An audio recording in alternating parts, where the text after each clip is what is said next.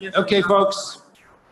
So our commitment to the observers is that we would take a moment at the beginning of this session to ask those who have been listening and reacting and having thoughts of their own if they would like to nominate a topic, a conversation, make an observation, something that we've missed while they've been listening to our very rich morning discussion. So let's start now. And the request is that if you would like to be recognized, just stand up where you are and tell us your name and affiliation so that we can build community here and let us know what we're missing, what you'd like to throw in to the conversation. And please know this is not a chance for long speeches, not even short speeches, just something that we're not paying attention to. Oh, somebody. I'm sorry.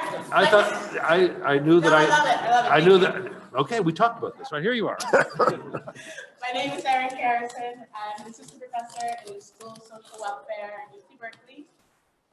What else are we doing? Anything you want us to talk about that we haven't talked about? Oh, and Geoff. Yeah. Okay. Thank you. Okay, great. I thought. Anyone else? Yes, there we go. Nancy. Good afternoon, everybody. I'm Nancy Levine. I'm with Urban Institute, and I had the honor of participating in the first Square One Roundtable in Durham, and it was so powerful and meaningful that I chose to come as an observer, and I've very much enjoyed this. My thought or contribution is really based on yesterday's conversation and this notion of excessive punitiveness or punitive excess.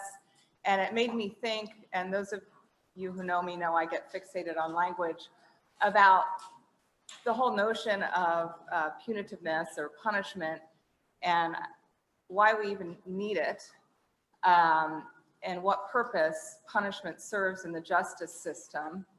And so, like, rather than talk about what's excessive, maybe like if you could talk about whether it's necessary at all, and certainly restorative justice the answer. So in a Square One tradition, I'd like you to kind of mull over whether punishment is necessary. Great. Excellent. Other observers who would like to make a contribution before we turn to Geoff?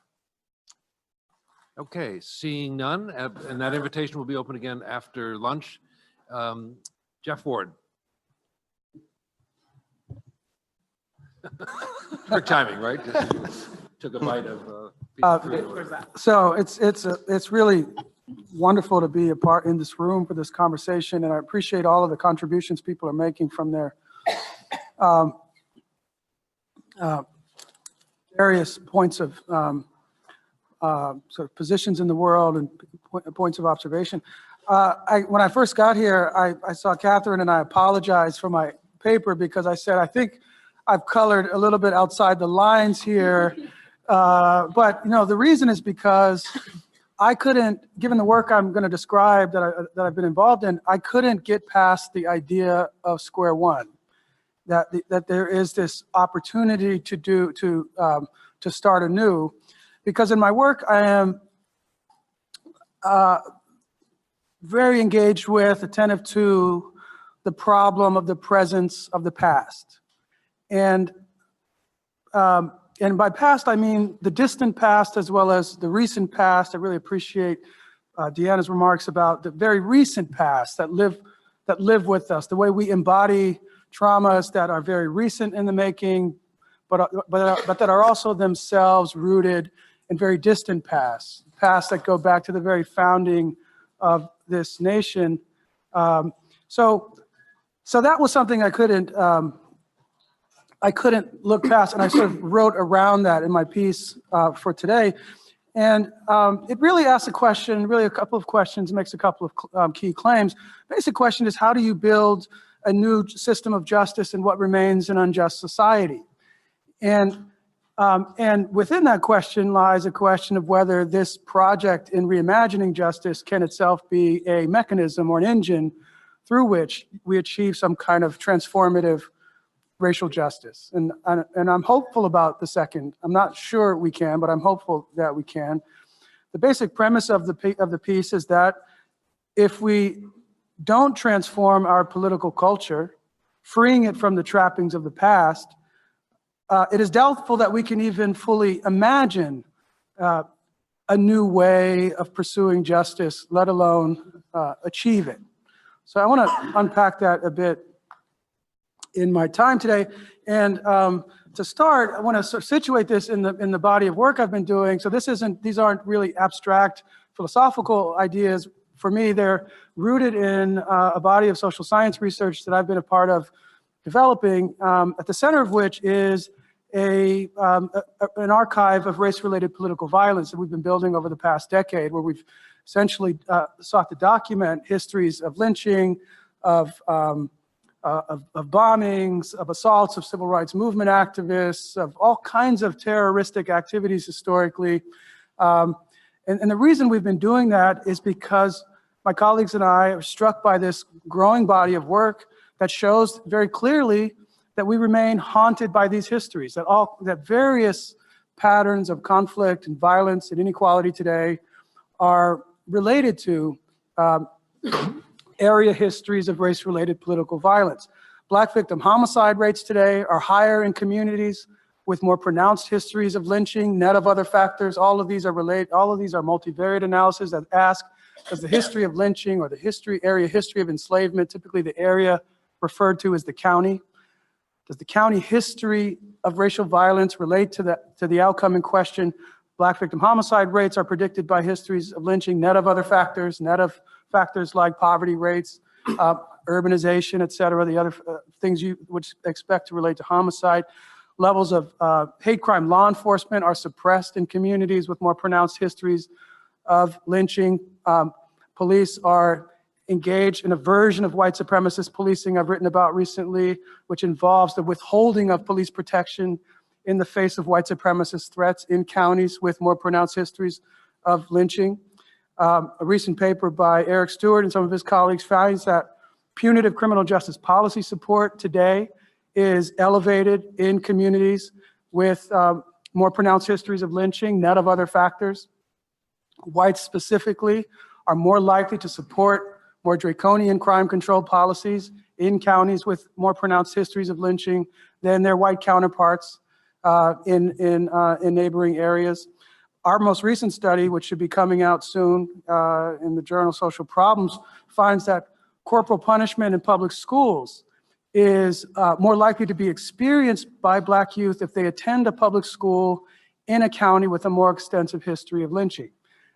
Corporal punishment remains legal in 19 states. It's very rarely practiced, except in a few states, Alabama, Mississippi, and Arkansas. Counties in those states practice corporal punishment relatively routinely. And we found that for every increase in the historic rate of lynching, the odds that a Black child in one of those schools would experience corporal punishment increase significantly. And just sit with that for a moment and think about this intergenerational story of trauma that this tells. Places that I'm talking about where there are histories of lynching are also places with pronounced area histories of enslavement. There are also places where there were all manner of other racial terror and repression that lynching is really just a proxy for. We use that measure because it's the best data we have on histories of racial violence. And so part of the story that's being told in this corporal punishment outcome is that is a story about the intergenerational recycling of terror and punitive excess. And if you think about the aftermath of the corporal punishment experiences, we know from research on corporal punishment that there are adverse mental health implications. There are greater likelihood of, this is a factor in school pushout. This is a factor in increasing likelihood of criminal justice system involvement. So it is a story really about a cascade of racialized violence at the community level over time that we're challenged with addressing as a problem of square one. Just say one more thing about the corporal punishment paper. what we expect is happening in these communities is not that you have, white supremacists, school officials who are terrorizing Black children. We think it's probably a more complex story whereby for example, Black parents in these communities, mindful of the dangers of these communities related in part to their histories of racial terror, the alienation, the marginalization that they experience, are more inclined to give schools permission to use corporal punishment with their children, because we know from other research that Black parents are more inclined to see corporal punishment as protective, as a way of sparing their children the graver threats of things like police violence or street violence. So we suspect they are thinking that they are protecting their children from the threat of, say, a racist criminal justice system or a potential violent encounter with a police officer by allowing schools to beat them. It's a complicated story, and I won't go into all the ideas about the mechanisms of these legacies. There are many others I haven't mentioned, residential segregation, for example. We're beginning to look at opioids as relate to histories of racial violence. I won't go into all the academic sort of this debate about the mechanisms. I just want to stress that this is a story really about the way we embody the trauma of our past. And by embody, I mean, as a society, in multiple ways, we carry with us forward over generations the imprint of this history. We carry it in forms like collective memory. I mentioned legal cynicism, legal estrangement. We carry that memory of the sense that we cannot trust the state to resolve our disputes justly. This is part of why I think parents are inclined to say, resort to violence, permit schools to use violence in disciplining their children. They're distrustful of the state to respond justly to their children as they come of age as adults. So we carry forward in collective memory, we carry forward in attitudes and behaviors, explicit and implicit attitudes about race, behaviors like political behavior, very clearly evident today in our political culture. We carry it forward in our built environment. The very infrastructure of our society carries the traces of these histories. I'll give you one example of that. Where I live in St. Louis, outside of the St. Louis County Police Headquarters, there's an historical marker that begins with the line, this is sort of marking the establishment of St. Louis County. It says, the area was first visited by white settlers in such and such and such and such year. The marker very literally defines this as a white space, defines St. Louis County as a white settler community. The sign is outside of the headquarters of the St. Louis County Police Department. That department was established in 1955, the same year that the sign was erected. And when the department was established, they required their trainees to take an oath of political neutrality, 1955.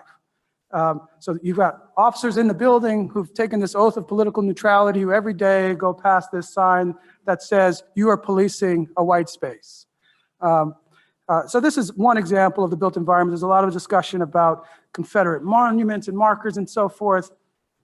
All of this is bound up with what Nicole so powerfully describes as degradation ceremonies. We have degradation signage in our communities that has to be addressed as an embodiment of the trauma and a source of the recycling of the trauma of the past. It's built into things like data. Crime data, for example, is an archive of racialized violence and distortions of it. I mean, imagine for a moment if all of the perpetrators and accessories to lynching were suddenly added to the roles historically of lethal violence. How would America's crime story over time look? There's this discourse that, violent crime increased dramatically in the 1970s and 80s, and it's attributable to, and I have no doubt that it did, it's attributable to guns. But imagine if all of the thousands and thousands of accessories to murder, and I just mentioned lynching, I haven't mentioned police killings of unjust killings of civilians, I haven't mentioned people who've been beaten to death, weren't counted as lynchings because it didn't fit the definition. But if all of that information was added to the record of violence in this society would create a dramatically different picture. We might even have occasion to be celebrating a decline in violence today. But this is part of our built environment, the data. It's built into technology, into the biases of artificial intelligence, for example. Is another site where this embodiment of historical racial violence and repetition continues. Of course, it's built into material conditions of dispossession that we inherit over generations. I write in the paper about my own family's being impacted by the 1898 racial massacre and coup in Wilmington, North Carolina, where my family was dispossessed of property, dispossessed of political positions of power in that community. And that didn't just go up into thin air. It was assumed by others, absorbed by others, and inherited intergenerationally by others. And so one of the material conditions that this embodiment manifests as is the hoarding of opportunity today. The accumulation among whites, for example, that is rooted directly in the disaccumulation of non-whites over generations through things like black land loss and so on. So these embodiments are clearly part of the story of the legacies I've described for contemporary patterns. And because I've been working on this, thinking about square one, I couldn't get past the idea, and I thought it was important for us to really wrestle with this problem, that square one is what some describe as a palimpsest. It is a space where the traces of the past are not absent, where the traces of the past remain ever present. That's why I titled the paper Recognition, Reparation, and Reconstruction of Square One. I think of the Square One project in a sense as a challenge of reconstruction. And I write in the paper a bit about the fact that we've been here before. We've been at this moment before where there's a sense that perhaps we can, as a nation, or as sensitive to Jennifer's intervention yesterday, as a community, turn in a new direction, in a direction in a direction of equal justice, of recognizing human dignity and so forth, departing from the abolishing the white supremacist political system. Of course, we have over and over and over again failed to make that turn. And I think one of the main reasons we failed over and over and over again is because we have not succeeded in freeing our political culture from the trappings of the past. Jason's introductory welcome today was very powerful, and he spoke, I think, so importantly about the core problems of dehumanization, and that dehumanization is a problem of collective violence. It is not simply a problem of violence for those most aggrieved, but it is also a problem for the aggressors. It is a problem, Aimé Césaire wrote powerfully about this as the boomerang. He said, white supremacist violence, cultural in form, structural in form, direct in form, ultimately degrades all of us. The brutalization that white supremacism introduces into the civilization will come back upon whites themselves and brutalize them. And I think we see a lot of evidence of that. I'm going to give a couple of examples, but I think, the thing I'm trying to get at in the paper is that this is a fundamental square one problem. How do we heal this? This problem of the presence of the past and its effect on all of us. There's a recent book by John Metzl named, who's a physician at Vanderbilt. The book is called Dying of Whiteness.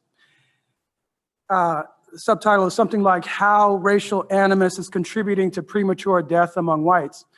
And what he shows in this study is that policy positions rooted significantly in racial animus, policy positions in particular he emphasizes in the area of health, healthcare, and gun law, are contributing to premature death among whites. We could certainly add to that list environmental policies.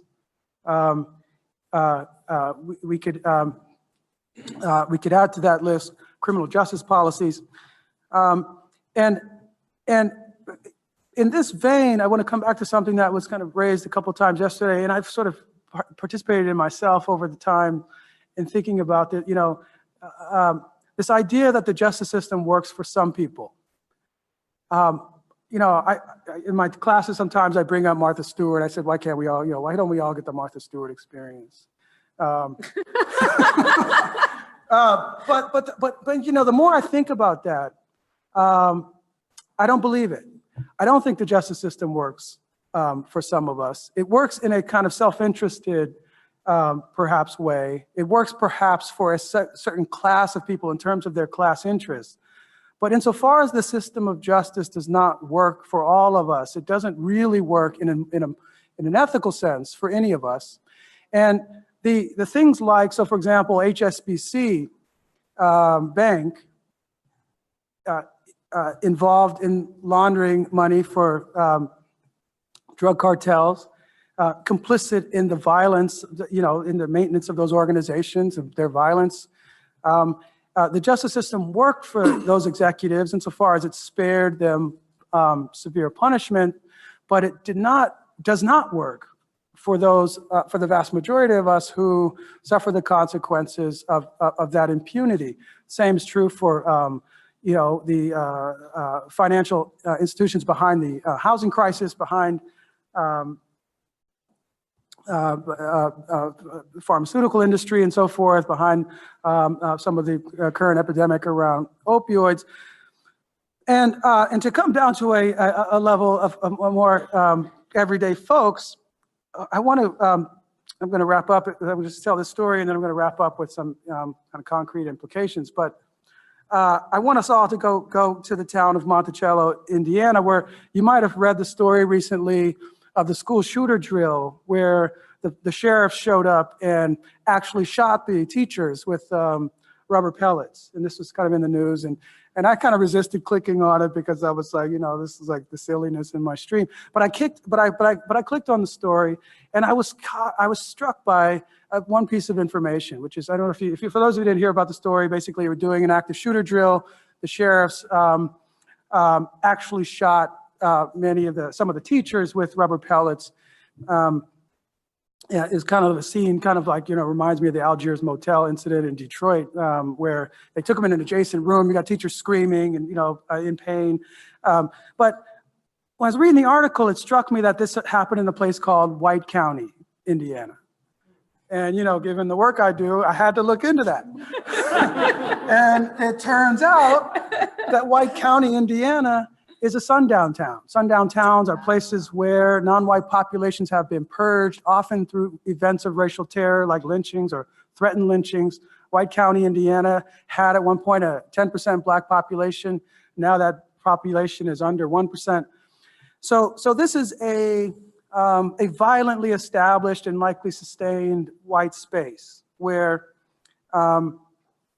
in the state of Indiana, which should just mention, was a Ku Klux Klan stronghold for in the early 20th century. It's estimated that a third of voting age white men in Indiana were card-carrying members of the Ku Klux Klan. So this is a sundown town where this happens. And so the question I raise is, what is the toxic stress of white supremacism? How do, someone was raising this earlier, I can't remember who was talking about this, but how do folks who are hyper-vigilant about maintaining their racial dominance, about keeping White County white, how do they experience that as a kind of stress, as a kind of toxic stress? And because, when I read the article, I thought, what kind of culture gives rise to this kind of incident, where police show up in a school, public safety drill, where they shoot the teachers? And the teachers said, quote, they thought we'd need the experience of being shot to take the threat seriously. And then they said, and this is, relates to Nicole and what others have talked about. They said, quote, it was painful and degrading. So what does the Square One Project look like in White County, Indiana? Where is Square One in White County? What was that place called before it became White County, I wonder? Let me close with a few observations about what we are, I think, to do. And I think the short answer is to think about, pragmatic ways that we can work to disembody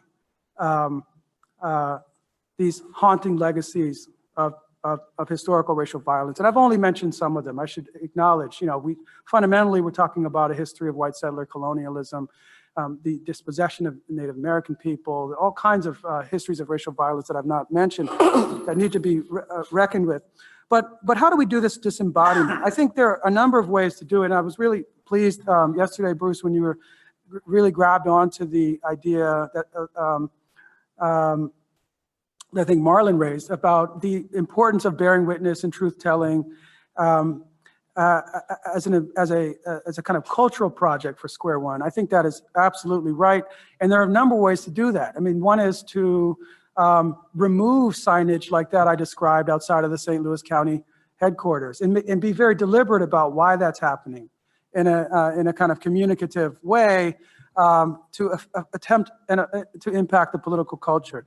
I'm excited. In the fall, I'll be curating an exhibit at my university museum on the art of transformative racial justice, where I'm particularly interested in how art works and art institutions engage in truth-telling and reconciliation processes, wanting to push against this idea that you need a formal commission, you need a state-dominated process to I think we engage routinely in truth-telling and reconciliation, and we could be more intentional about that. I've talked a bit about educational interventions.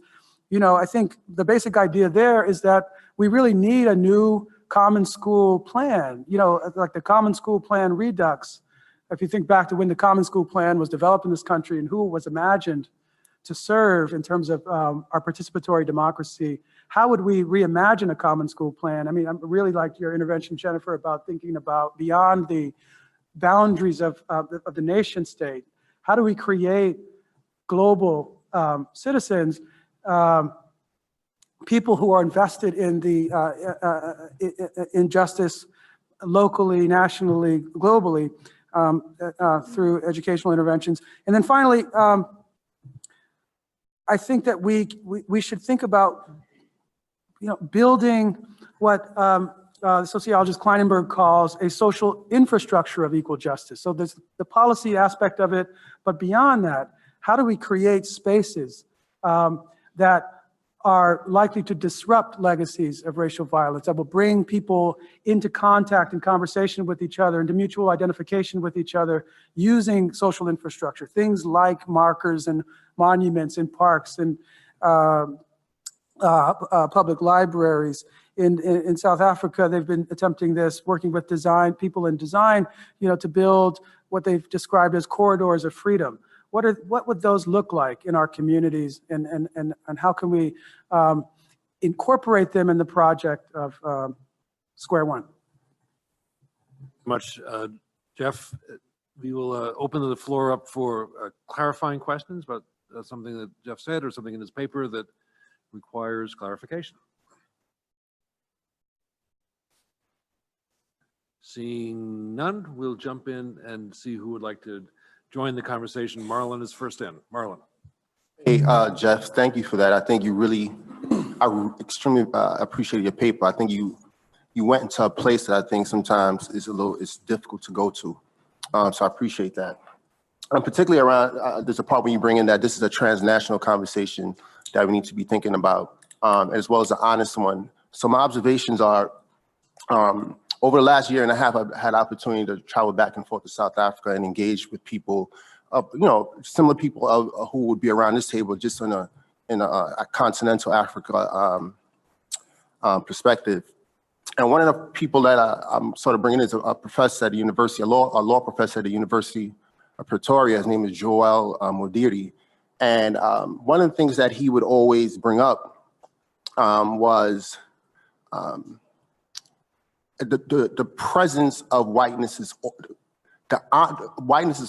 omnipresent at all points.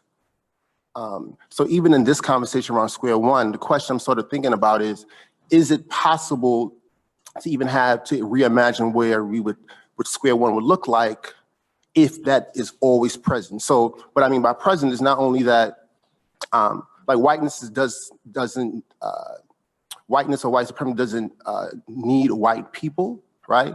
But you don't have whiteness or white supremacy without white people, right?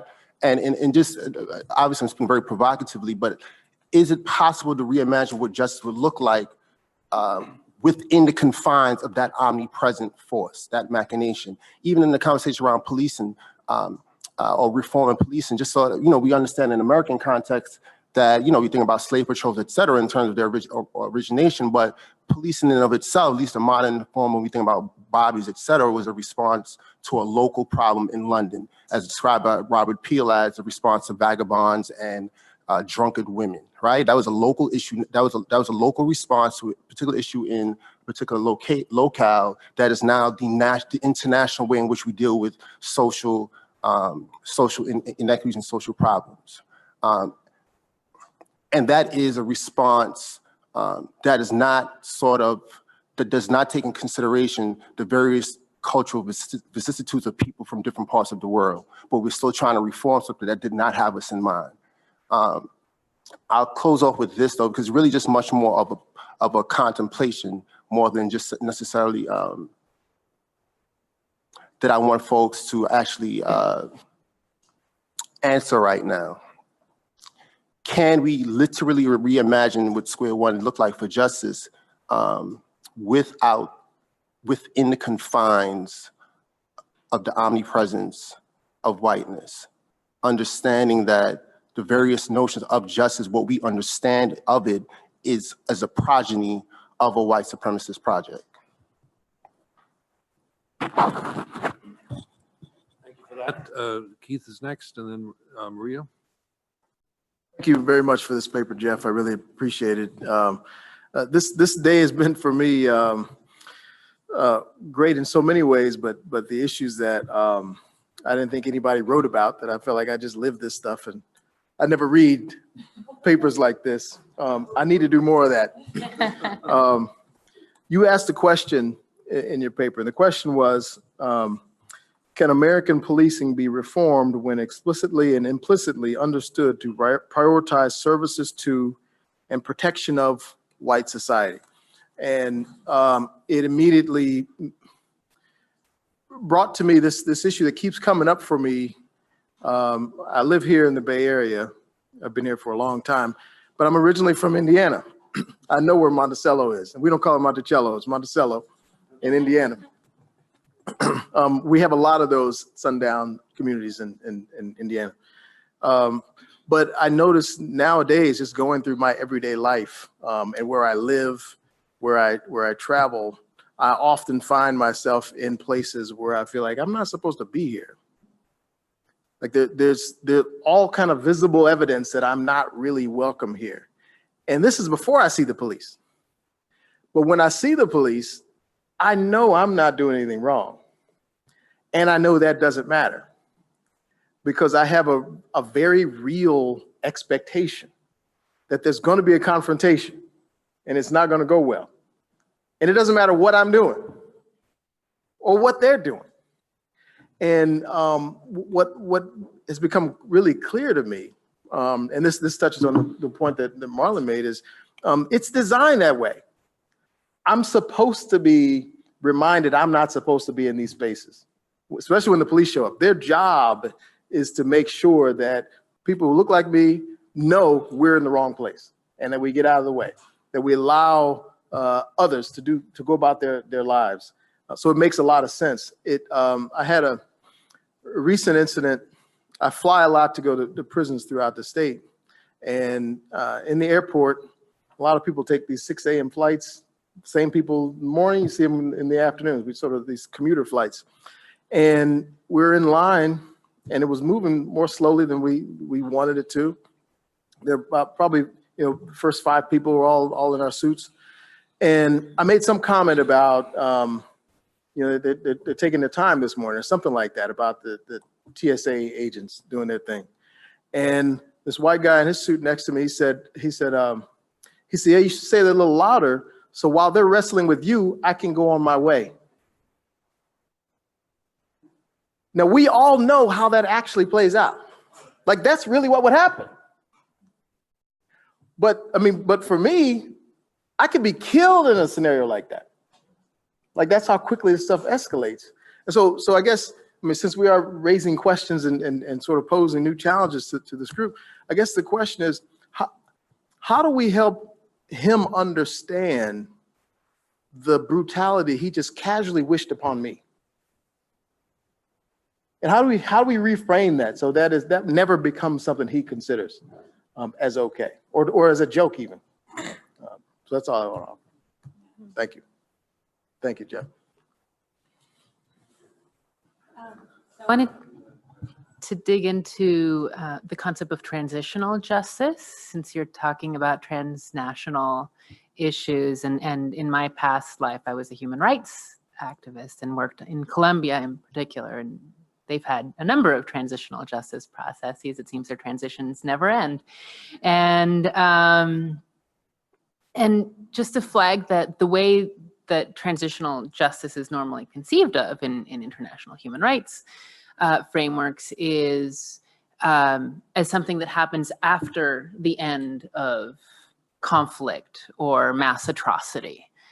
And that's different from what we're dealing with here, right? Because the atrocity is ongoing and all around us. So how do you start moving in that direction, or is it even possible to move in that direction while it's ongoing? And like I said, Colombia has tried to do this many times, but the mass atrocity is ongoing, and so it doesn't work. But the other piece of it is around the concept of punishment, because the way, at least international human rights law frames it, what you should have, the key ingredients for transitional justice processes are truth, justice or accountability, interpreted as punishment, usually, and reparations. And in a number of processes, Truth and Reconciliation Commissions, the punishment piece has dropped out. But that has often meant that there are substantial sectors of society that are angry, that feel that it hasn't worked, that there hasn't been accountability for what was done to them, and that the perpetrators got away with it. And so, you know, you were talking about impunity for the people who carried out the lynchings and all of the accessories to that. How do we grapple with that, really? And how do we provide not only truth, but also start to address all these other pieces? Or do we think it's okay to let it drop out?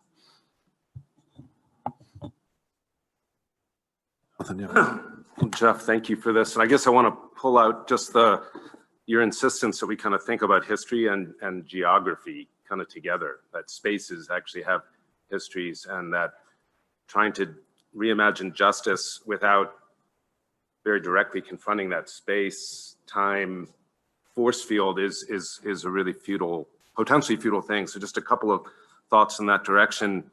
One is sort of, how do we get out from under this white space thing? Because I do think that trying to reimagine justice or security without revisiting our sense of white safety or whiteness as safety is going to be very, very difficult. And so I have two quick thoughts about that. One is, even though it has a long history going back to the very beginning of white settlement, this sort of white space experience, I think, underwent an important transformation, and that we're still living with in the 50s and 60s when America became suburbanized. I mean, the story that The Color of Law tells about how an already segregated society was made hyper segregated by a new kind of class-specific space for people to live in. I say that because I think, you know, it's not an accident that that whole suburbanization project and the corollary project of declaring our cities dysfunctional and dead and dying all happened as the prelude to what we call mass incarceration. And I think a lot of those justice policies were a response to that sense of lost white space and lost security. And so how do we overcome that? One way is to, you know, I've been to Australia. Some of you have been to Australia, and you'll know, a meeting like this here it would have begun with somebody representing the tribes who once owned the land on which the university sits. And first couple times I saw that, I kind of thought that's kind of superficial. It must strike indigenous people as maybe even offensive because they're not giving the land back. They're just saying, you know, thank you. But I do think part of, you know, what if we had begun by saying, you know, this is actually Ohlone land, that Merritt, maybe Ohlone, I'm not sure. Would that begin to change our thinking? And the other thing is, you know, Oakland is a good example of the moment we're at right now of reurbanization. And it's clearly lots of dangerous things happening in terms of dispossession, that more dispossession. Communities of color who had always been placed in racially unjust locations now being pushed further or into more toxic areas out of these cities that are undergoing some kind of economic revival. But I think there's an opportunity here actually to struggle around the terrain of gentrification, of economic diversity in these cities to maybe come out the other end, because I think when people are living in genuine urban spaces, it's a lot harder to just call out the cavalry and sort of mass incarcerate your imagined enemies on the other side of the line. Now you can still be Barbecue Betty and call the police on the shores of Lake Merritt, but I think there's a lot more pushback in that setting. Thank you, Jeff. One favor you've done us is to ask us to focus on these very big and complicated discussions on the Square One project. And I want to make sure that I ask people to take your invitation to continue that struggle that you started us with. And in that sense, I think, you know, what Maria just offered is, and I want to ask you or others to sort of think about this more. Is there a, if you don't want to call it transitional justice, because that might assume that we've gone through a cataclysmic event and we're just living in one, but is there a process? This has come through the executive session on Square One, and we have people who are writing papers on what reckoning might look like. Danielle Serrett, who's a member of our executive session, just published a book title of Reckoning. So I just want to encourage us to think creatively while we're here together for these 3 days. What might be our version of a transitional process that starts with truth and then ends somewhere? And it might, and you know, Geoff nominated something as powerful and simple as sort of the built environment and signage, and this is what Brian Stevens is doing. It's just, and maybe there are things like that, but I'm just leaving that as a topic for us to come back to. Square One to be enterprise to activate ideas that are actionable, that are consistent with some of the themes that we're developing. So I just encourage people to continue what Geoff has asked us to do. Pastor Mike. Even in the spirit of that, I was thinking about the harm that is done to particularly both officers and those who they police in this whole process. And it took me back to some studies I did in seminary around the Rwanda genocide and how those who were Hutus felt pressured to the point of their own death to butcher Tutsis. And that at the end of the genocide, part of the reconciliation process was actually to help the Hutus heal from their participation in that act of genocide, as well as heal, you know, that and rebuild the relationships with the Tutsis and others who had, of course, been decimated. And so I do believe one particular possibility, which is being talked about by many in some of our spaces, is to, what is it like to actualize the truth and reconciliation framework, or even a conversation around, as some would say, truth and conciliation, to not assume that we were ever together, right? But just this idea that could be an actualization of some of you know what you said, which would then give people some forum for a cathartic release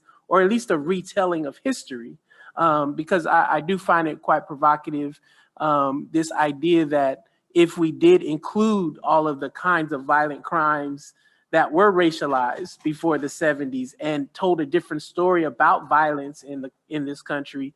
It reminds me of a conversation I had with some young people who work with gun violence. And I told them, I said, the idea that you would be more scared of a person who looks like you versus some of the white folks coming in to gentrify the neighborhood is not a historical reality for dark-skinned people in this country. And he was not even aware of this, right? Now, of course, that was not his experience, but this idea of the way we tell history definitely, I think, creates certain kinds of normalizations around violence. And so I do think that this truth and reconciliation or truth and conciliation framework could invite all of us into a new recovery of history that can actually help us imagine a way forward that is grounded in shared story and creating belonging among us all.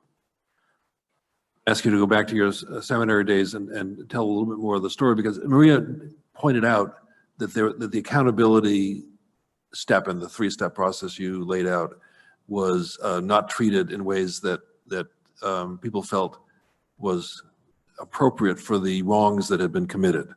So here we come back to a different type of an accountability / punishment / whatever question. And I don't know whether you gave the example, the illustration of a recognition of the harm experienced by those who had committed the harm in the Rwanda example. So they also had to, of course, do things to try and repair the harm. It wasn't just this kind of like they were the victims doing the violence, but it was, I think I was trying to raise that often we only see violence as actuated on the perpetrator, right? And so in the way in which we would need to figure out ways to rebuild our communities or at least do mutual healing, I do think it may require just a different kind of thinking around the way violence actually harms the person doing the violence as well. The reason I focus on this is we've had this discussion that's been fascinating this morning, excuse me, about, and it's been raised by a number of you, those who are sort of state actors who are involved in the system that we have described as causing enormous harm, whether it's the line prosecutors or the police officers or the judges or the folks who observed the woman who was clothed, if that's not quite the right word, in a trash bag. So how do we, if there's a process for engaging in that honestly as part of a truth / leading to reconciliation process, what could that look like? How do we engage that? So just want to name that as being something that we've started to wrestle with. And Nika, most powerfully, I think, of all of us said, this is something that you think about. And I think all of us, I'll include myself, who have been involved in the system, these conversations are personal, right? They're very tough. So Daryl. I want to speak to the issue of police reform, Keith, and Geoff brought up in the paper, and others have talked about it from time to time. And I started on the streets of Kansas City as a police officer in 1968, a little over 50 years ago now. And during that 50 years that I've been involved in policing, I've actually seen, observed, been a part of changes that make that institution light years better than it was in 1968. Even though we still have enormous challenges. And I part of that change, I don't know whether it's Khalil or one of the papers talked about the Law Enforcement Assistance Administration as being part of the problem. I've always felt like that was part of the solution and part of helping police re-examine and go to research and begin to change the way that they think about their jobs and responsibilities. So I have seen a lot of things happen that have been for the good. But I also acknowledge there's a lot that continues to need to be done. A couple of those things I think that would help a great deal from a policing perspective is a political structure that stops seeing the solution to all of our social problems as being a criminal justice solution. We talk about the mentally ill. I started my career in policing, and when the deinstitutionalization of our mental health facilities that were centralized and supposed to go to the neighborhoods, that was in full force during the late 60s and early 70s and continued. The idea was something that would replace it at the community level, which is a good idea. I think it would still be good if we had that, but that never transpired. So you find the police in the position of dealing with, and the criminal justice system dealing with a problem that just begs for an entirely different answer than what we have now. Substance abuse, the drug war, and I've been one of those people that hate that term. It's an inappropriate term because you're basically talking about police being at war with people, and that's not my idea of what the police ought to be. They need more options. Even the vagrant or the folks that are on a street corner that somebody complains about and calls the police and asks them to do something about that problem because they're afraid.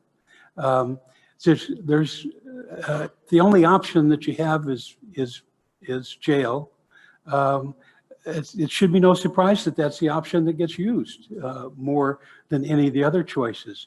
So square one to me involves having a better understanding of what those problems are about, and a better way than the criminal justice system of pushing them in there.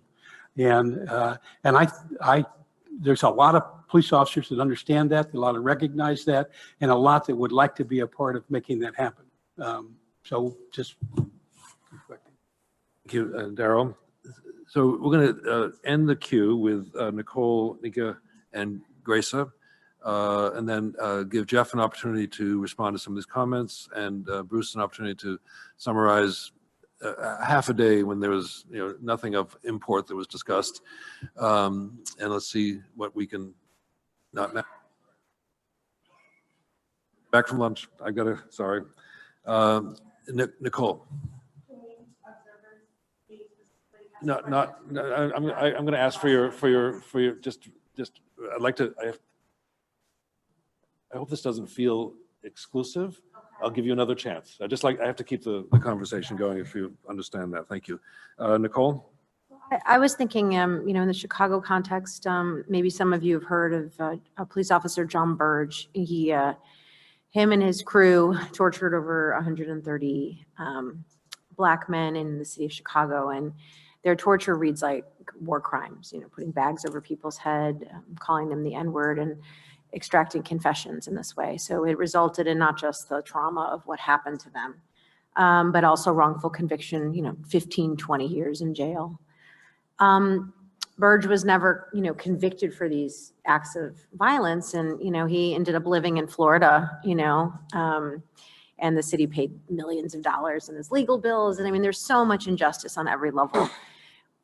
The 130 men received kind of reparations. And so it was seen as monumental on the one hand, right? It wasn't enough money to make right the wrong. But one of the things that they asked for was that the story be told in the Chicago public schools, and that it had to be taught as part of the city's history. And I just thought, to me, that was such a powerful request, and one in which the police families actually resisted. So a lot of police officers live in particular white areas in the city of Chicago. They have to live within the boundaries, so they make enclaves. And so in those schools, they were protesting the having to tell the story.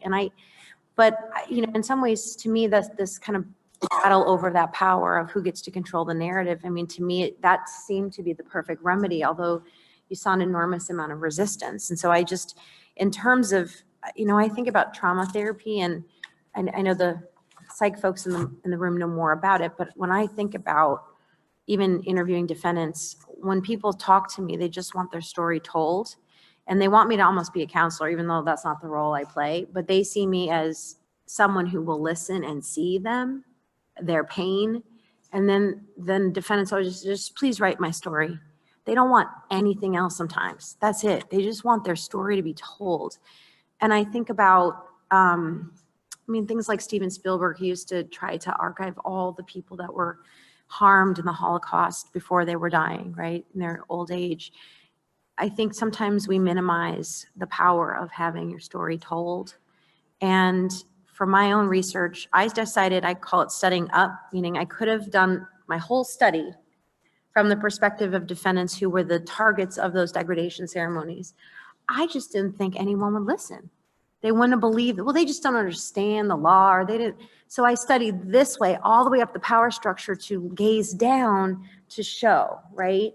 But that is the logic. If we're talking about square one, it's to be able to study those who were marginalized and harmed and elevate those stories as truth. And I believe, was it Keith maybe who said truth?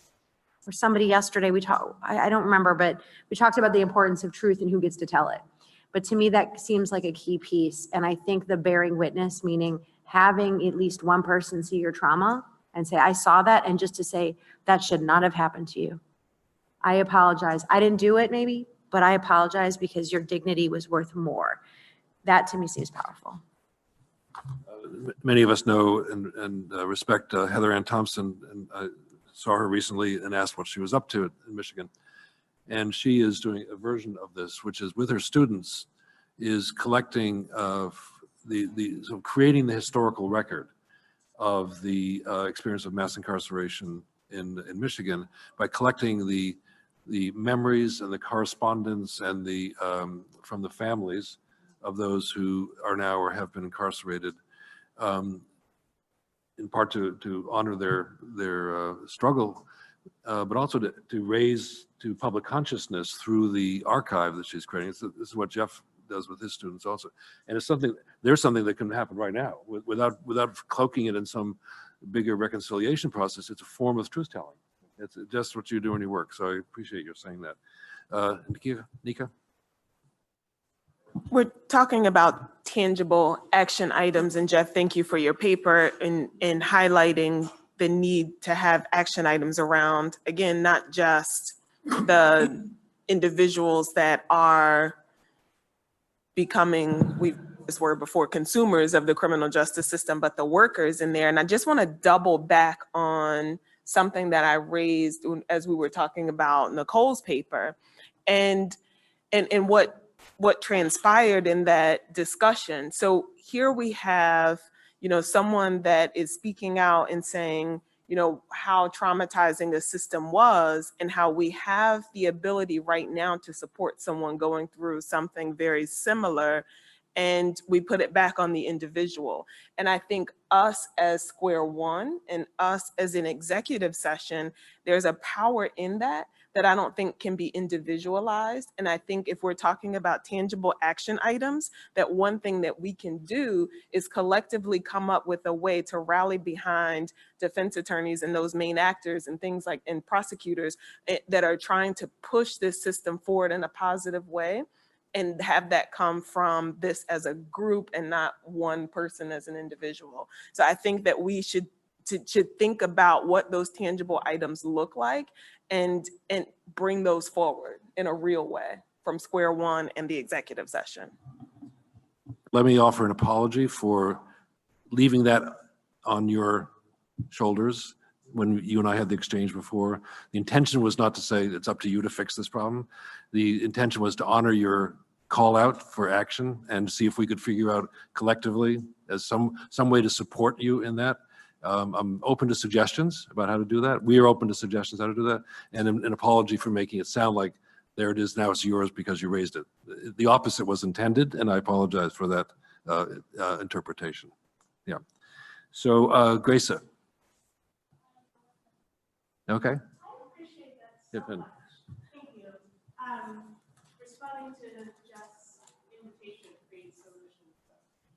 And I'm sorry if I missed it, or if I missed it yesterday. There was already a follow the money conversation. I think it's very well cited and established that the criminal justice system is animated by a massive economic engine, from house arrest, surveillance, to emergence of New Patrol and body-worn cameras, et cetera, et cetera. But I was thinking about the drill that you cited in Monticello and how not only is there a massive economy and market for criminal justice intervention and processes, but also there's a market for fear and there's a market for terror. And then we see increasingly very interesting bedfellows between tech and startups and AI and all of this stuff, especially here in the Bay, and new sorts of criminal justice reform initiatives.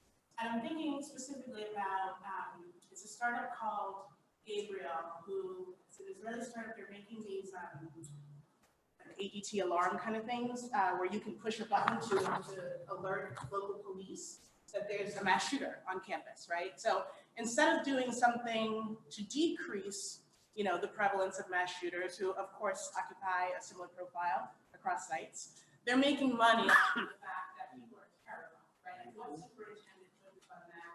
What PTA group wouldn't support that kind of infrastructural development, all these sort of things. So I'm thinking about if we're gonna have a solution, particularly with the emergence of these partnerships between tech and CJ and private stakeholders, what if there was a political will, a collective political will, to make it so that folks who are making money off of fear and terror have to also render themselves obsolete, right? So what are you doing in this process to help things such that we don't need you anymore, so that we don't need sirens? And it's the same thing. This isn't like radical. If I think about what are the metrics that make me a successful instructor, it's when my students graduate. Like the point is they don't need me anymore, So if we could bring that kind of rubric to this sort of space where folks are benefiting from the fear, the terror that's nationwide, I think that would be a way for us to bring in a new accountability and to render these forces in this like ridiculously large economic engine ultimately obsolete. And I think we have a responsibility to do so. So I think that would be a good place to start as far as where one's concerned. And thank you again. Thank you. Let's turn back to Geoff for your observations about what you've heard, and then to Bruce. Thank you all for your embracing these ideas and thinking through them more. Marlon asked a provocative, important question at the outset. I write about this in the piece. I didn't really elaborate on it here, but I think the answer is really no, that we cannot realistically, and this is part of what I was referring to as a change in political culture. We cannot establish a new justice system within the rubric of a white democracy, a society where full standing morally, politically, is understood in terms of race and privileges whiteness. I think, the dying of whiteness piece, part of what it points to is that it's not particularly sustainable for whites, majority of whites either, at least in terms of, say, the realization of their full human potential.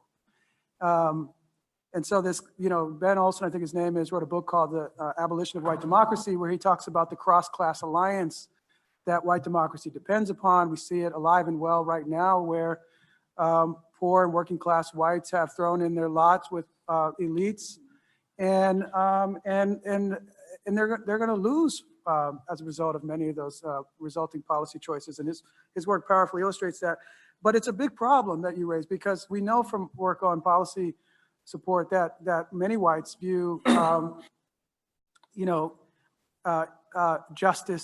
equal justice as a zero-sum proposition, that their advantages are merited, and to the extent they non-whites gain opportunities in the society, whites have to lose illegitimately their opportunities. So that is a significant burden, I think, for the Square One project. A final couple of points. One is, in the White County case, in the work I've described more generally, I've been thinking about this sort of story as a story about really microclimates racial meaning. I can't remember who emphasized, I think it was you, Jonathan, who talked about the geographic emphasis here. And part of the point of that is to say that we can, this is a massive country with a very complex, layered history. And I think there's some pragmatic use in breaking it into smaller pieces. And we know from this empirical work that these relationships are observable and more discrete units like counties, which isn't to say that they're confined to those places. But I think that this creates an opportunity for an intervention that is more bound with a specific set of stakeholders in relation to a specific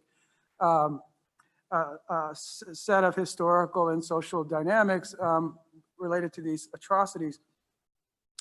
In White County, I think, this is a story about, I'm glad you brought this up, about you made this plain, the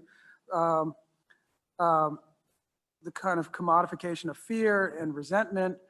Khalil brought up Blue Lives, the whole Blue Lives Matter movement, which I write about as a sort of site where this kind of white anxiety is played out quite dramatically. But what I think you see in White County is that I would assume that this is a place where the kind of Blue Lives Matter narrative has a lot of traction, and people have deferred extensively to police, so much so that police feel empowered to come into the school and shoot the teachers to teach them the lesson they need to know about how dangerous the world is. And now you've got the people there thinking, well, how did this happen? It happened when you said all police and soldiers are heroes and we shouldn't ask any questions about the legitimacy of policing or war. And so I think it is a microclimate that we can we can get into the point of process. We could potentially identify particular sites of atrocity, historic and ongoing, and attempt to intervene in them. I think one of those, intervention, very interested in thinking about valorization rituals as antidotes. Jonathan, you were talking about, my university has begun to do this, acknowledging the atrocities that made the university itself possible and the space we inhabit. And I think those are valorization rituals. Like you initially, I was kind of like, that seems kind of strange, but I think those are important valorization rituals that we can engage in various ways. Last thing I'll say is, I really, the point about atrocity not ending, I sort of end with a question, really, which is, given that we're talking about a problem of systemic violence and that is ongoing, what would an end look like? Your point about, the term, like a term of incarceration could end. We could empty prisons today. We could abolish police and courts, but the atrocities would not have ended because of the ways in which we continue to embody the harms of those injustice in the forms of like collateral consequences and diminished life chances and the like. So I think it's an important question, and I'm not at all saying that we shouldn't think about an end, what an end looks like. But I think we have to, if we were to identify, say, places where we would target interventions, particular sites of atrocity, one of our challenges would be to define what would we work with those places to do in the name of ending the atrocity, is it the case, and I think it might be, that the Square One project can bring atrocity to an end in particular places, if not the nation writ large? Bruce, thoughts at the end of the morning? Yeah, this was a very strong discussion, I thought. I think for me, the two morning sessions bookend a really challenging paradox, actually, which I'll come to in a second. I want to start with the discussion around Nicole's paper. And so she gives us this idea of racial degradation rituals, which I think was a very helpful contribution to the larger conversation we've been having. So what are these racial degradation rituals? They consist of a number of elements. They're woven into the everyday practice of the criminal justice system. They happen continuously in the normal functioning of the system. The racism that they demonstrate is not particularly subtle. It's overt. And it involves dehumanization. I think that is a very confronting idea, right? That it's an observation that she made through years of court watching, that our criminal justice system in its everyday functioning is shot through with overt racial discrimination. For me, that's very powerful. It's not below the surface. It's not the product of implicit bias. We don't need deep tools to uncover it. It's right there in front of us. Second, for the people who are passing through the system, for criminal defendants, for people who are incarcerated, for people who are arrested, it's humiliating, it's harmful, it's another dimension of the violence of the system. It's traumatizing, as Deanna says, and talking about it can be re-traumatizing.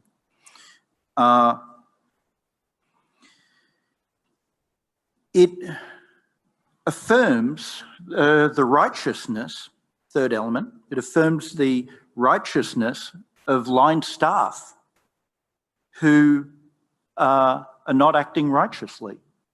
They have to engage in these rituals of degradation to sustain their own righteous place in the world. And it runs through all parts of the system. It runs through policing. Geoff made that observation. Runs through the courts. That was Nicole's analysis. And as Keith observed, we see it in prisons too. Nika also made that observation. The system at all these stages handles massive volume. So in part, this overt racism, these rituals of degradation become very casual.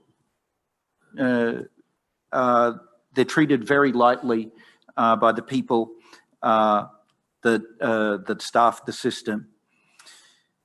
I think it was Grace that said, you know, it's in the way that we talked about it, it's not a byproduct of the system. It's not a symptom, but it's part and parcel of the violence that the system dispenses. It is harmful in and of itself.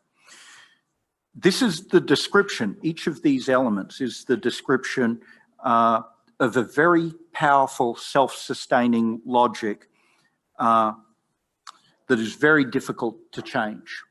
There are very significant impediments to change, and Eric spoke about that in his direct experience of the system.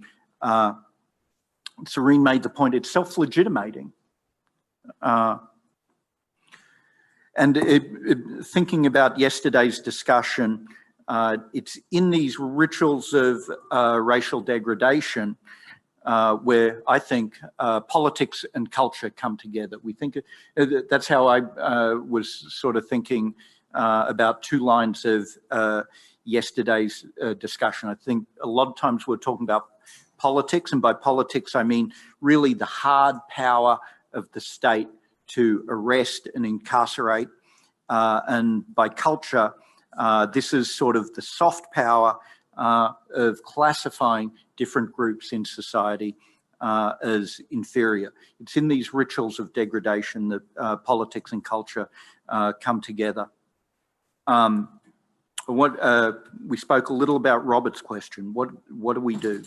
It's interesting. I think if this had been a policing meeting, we would have had a different conversation. We would have talked a lot more about procedural justice. Procedural justice in policing has been one answer to the ritual mistreatment, ritual and routine mistreatment of the people who are subject to authority.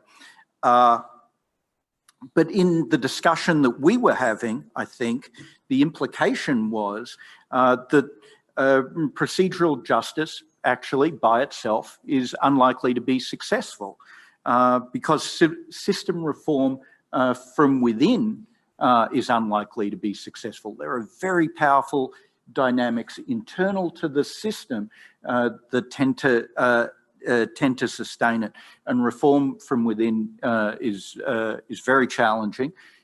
Nicole offered a different idea, one that we don't hear so much in the context of procedural justice, and she proposed as an alternative democratic accountability, court watchers, right? Let's put these court actors under the scrutiny of the public.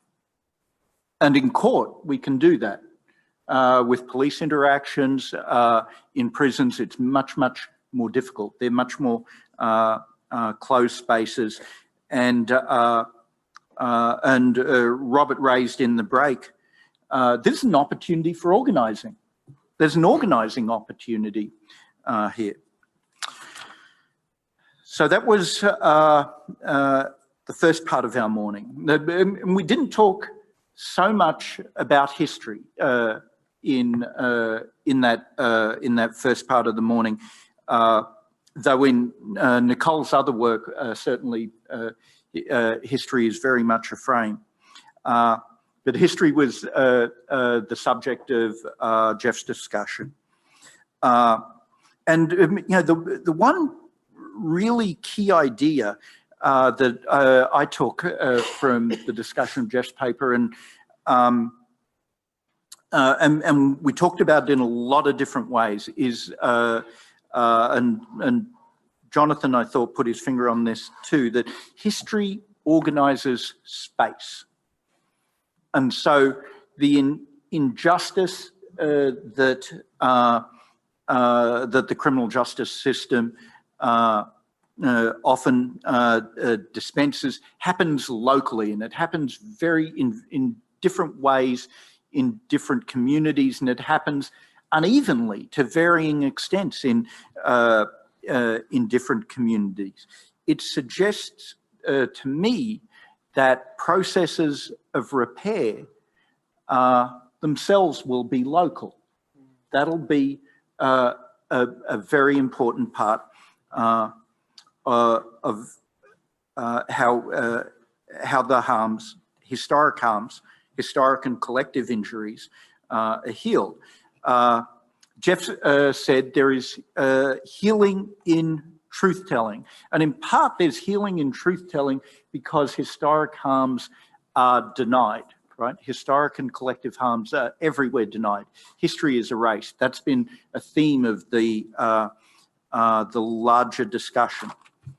So here, I think, is the paradox that I sort of arrive at listening to the first panel and then the second.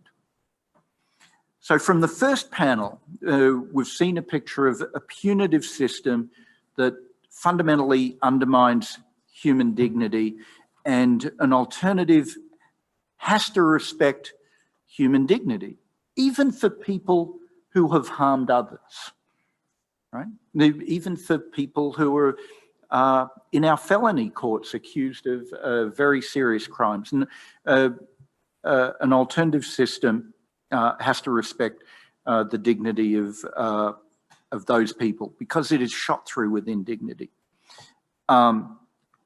The second part of our discussion that Geoff led dug into to historic harms, harms that have been denied over decades and over centuries. And we feel the need for accountability for those harms very, very keenly. So what does that process look like? What does accountability for those historic harms look like? Can it, should it, preserve the dignity of the people that have perpetrated those harms against Black and brown communities over decades and over centuries?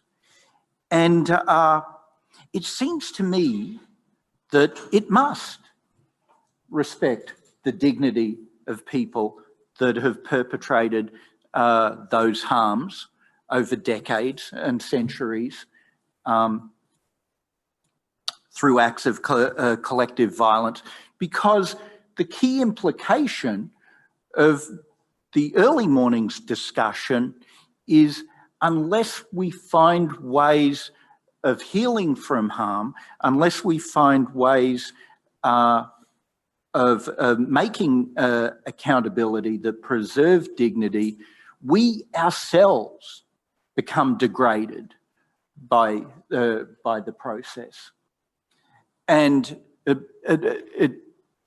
I'm feeling slightly overwhelmed by that challenge, but I think this is the resolution of the paradox that is presented by first Nicole's paper and the remarkable discussion that it stimulated, and the deep historical challenges that Geoff presented us with.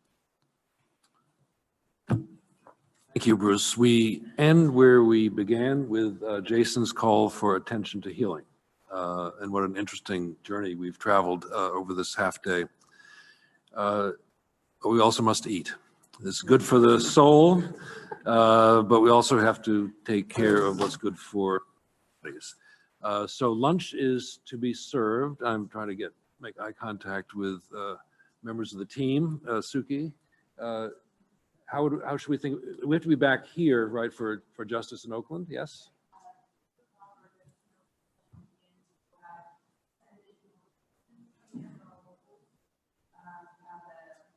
Discussion about what's happening in the landscape of Oakland. And they will have a semi-private discussion amongst themselves for around 90 minutes, and then we'll open it up to the rest of the participants to engage and provide reactions, whatever Pastor Mike would like. He's also been. Can't silence me. No.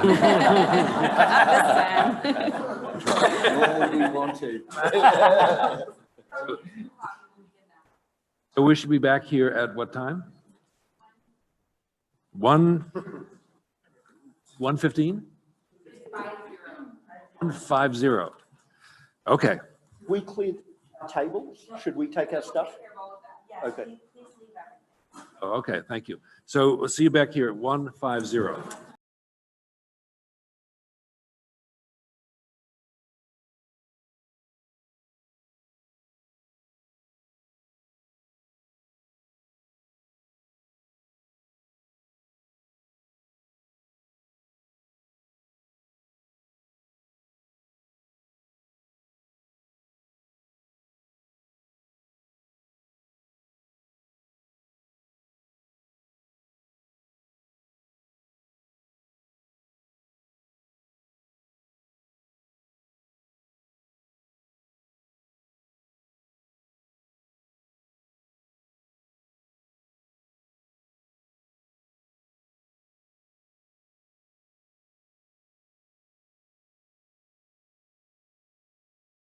A wonderful collection of folks here from the city of Oakland that have gifted us their time, and would love to afford them as much opportunity to inject their voices into this important conversation.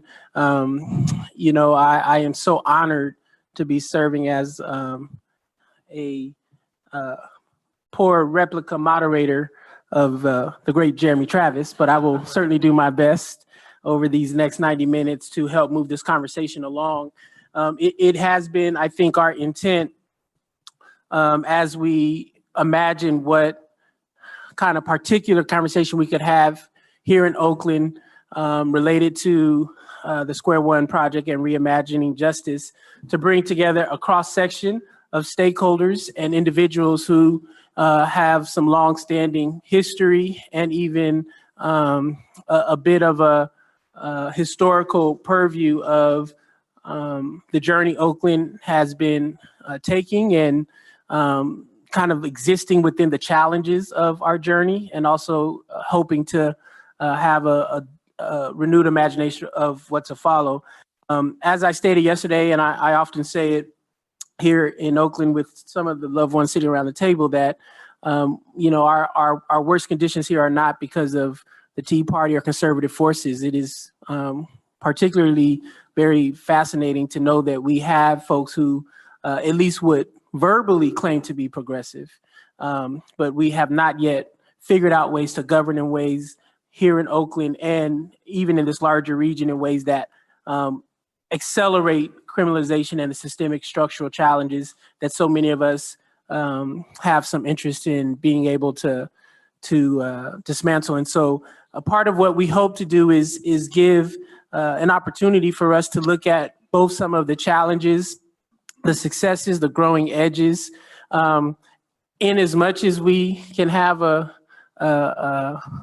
conversation about family business, the family business of Oakland, with so many eyes peeking in. We hope it can indeed be instructive. All of us who are from this area, not to suggest this does not happen elsewhere across the country, we have all been forged in the crucible of very honest conversations in the public space. And we still at least act like we friends when we leave the table. And in some cases, we are still friends. And so I do expect that some of what we talk about will expose some of these not only contradictions, but challenges and tensions that we all hold. And so in the interest of just attempting to try to bring some folks into the room, we have at least, I'd say, 15 or so new additions to the table. And I would love to perhaps just have folks just do a quick introduction of who you are and how you're coming to the work, just to give you a bit of guidance on how we have been bringing folks into the conversation, all of our new additions to the table. I'm going to try and weave you into some of the conversation as it happens. But if you have something that you would like to contribute, you have a placard, and if you just kind of put it up like so, it'll at least give me a signal that you want to jump in and try to kind of chime in on some of these conversations that we're having. I'll do my best to try to help facilitate that. So I would love to perhaps just start. Why don't we start with David and just kind of go around. If you are new to the table, if you don't mind just again saying your name and kind of what brings you to this work, and we'll just kind of quickly go around, and then we'll try to start with some quick kind of thoughts about the work we're trying to get done here. Heard the introductions yesterday went long, so I'm going to try to be shorter. My name is David Mohammed. I'm the Executive Director of the National Institute for Criminal Justice Reform, based here in Oakland, that does a lot of work around the country around criminal justice reform and violence reduction, and that also includes a local direct service organization, Community Youth Outreach in Oakland. And I have I've been on the dark side of the force, as I say, as a correctional administrator in Washington, D.C., New York, and here. And I have worked in nonprofits and in the community, all of the above, for the issue of criminal justice reform, violence reduction. And I think Oakland is leading in many, many, many ways, and look forward to the discussion today. Thank you, Nicole. Hi, everyone. I'm Nicole Lee. I'm the Executive Director of Urban Peace Movement. We do youth organizing, youth leadership development here in Oakland. We have a couple programs. We work with high school age young people. And we also have a Black men's group called the Determination Young Black Men's Group. We do criminal justice and anti-mass incarceration work here, mostly focused on Alameda County, but some interaction around statewide juvenile and criminal justice policy. And I've been doing community organizing. I was born and raised in Oakland. I'm a fourth generation Oakland resident, actually. And I've been doing community organizing here in this community for the past 20 years. Next. I'm James Taylor, professor of politics at the University of San Francisco. 20-year resident of Oakland, raising 3 children in the Oakland Unified School District system. My wife is a former employee of Mr. Muhammad in Alameda County Probation. I currently am on 2 different committees with SFPD, overseeing the Obama Justice Department reforms when they found 282 issues with SFPD, and also with OPD around panels like this. I think in April with John Burris and several members of the OPD, we were here on this campus having conversations around youth and law enforcement. Let's see, and that's about it. I'm born and raised in New York, so if you can't hear that accent, my whole approach towards law enforcement comes from a perspective of somebody who survived the crack era, and that's how I see law enforcement from that lens. And so my reference to this whole conversation comes from somebody who sees himself as a survivor. And as I've addressed different law enforcement entities like Noble here in the Bay Area and SFPD, OPD differently, I've told them that I won. If I die tomorrow, I won because I survived. And that's how I approach this whole conversation. Thank you. Thank you. Please, Brendan. Good afternoon. My name is Brendan Woods. I'm the public defender of Alameda County. I guess what brings me to this work is I'm also from New York, but it's a rope. No. Yeah. What was that? Get a rope. I remember that commercial. Right. I don't know. So what brings me to this work is probably what brings many to this work is seeing the system of incarceration that just plagues our communities and ends up putting Black and brown people in cages. So I've had multiple people in my family who've been impacted by the criminal justice system, people who raised me, people who I shared meals with, people who I'm close to have served a significant amount of time in prison. So that's what kind of shaped me and got me to law school and got me to be a public defender. And I always say this when I speak, it's kind of shocking, talking about Alameda County in Oakland. I am the first Black chief public defender in Alameda County. I was appointed in 2012. That's kind of shocking and embarrassing considering where we're at, Oakland, that took until 2012 to happen. And currently, right now, I'm the only chief Black public defender in the state of California. So when we talk about California being left and progressive and home of the resistance, I think we have a lot of work to be done, and I feel honored to be at this table today. So, thank you. Fig. You call me Fig. I'm sorry. What's your official title? Captain of Police, Oakland Police Department, Paul Figueroa. Everybody, Paul Figueroa. Appreciate it. Dr. Figueroa. Doctor, my bad. Don't want to cheat you. Had to explain it. I'm Paul Figueroa. I go by Fig for obvious reasons. Friends and enemies call him born and raised in Oakland and just never left. Started at OPD in 1991 as a police cadet. Did a few years of that in 94, went to the academy in 1995, became an officer, and shortly thereafter got into being a new face, buying drugs for the police, and did it in large amounts. So, and others at the table here from OPD did the same thing back then. And that was a focus for us. And I'm just so glad as time has passed, from arresting close to 49,800 people in the mid-90s in a city of 400,000, 48,000 or so per year. When we ran our own jail, I know Mr. Burris is well aware in these numbers, but when we ran our own jail, it just was easy to do that, right? And buying narcotics in very small amounts on the street was not hard to do. And turned out to be a terrible strategy. And we've been working to find ways to get out of that. One of the things that happened, we closed our jail and just changed a lot of strategies that you'll hear about from Assistant Chief and the Deputy Chiefs that are here to really focus on just trying to arrest folks in a targeted way. And so I've been involved in that work for a while. A lot of it is to kind of undo what we participated in early on. And it's not hard. It's not easy, I should say. It's been hard, and it continues to be hard, especially when kind of that's how we grew up in law enforcement. And I think, in 2010, we arrested about 10,000 people. The numbers have been as low as 8,000 sometimes. So when you look at just a change in posture, that as much has gone on at Oakland PD that I've been a part of, there's been a lot of good, a lot of challenges, some bad for sure, but definitely been proud to be a part of it. And I think that's why I'm sitting here at the table with you today. So, Other than you being a glutton for punishment, I think as well. Sister Teresa. Hello, everyone. My name is Teresa Gonzalez. I'm a Genisara descendant from the state of New Mexico. Most of my work in my organizing has actually been in New Mexico for the past 20 years. Recently migrated to the Bay Area, where I have extended family out here. I currently serve in the role as Executive Director of Centro Legal de la Raza, a 50-year-old organization. This is actually our anniversary year. Been fighting for the rights of low-income immigrant and Latino families and children.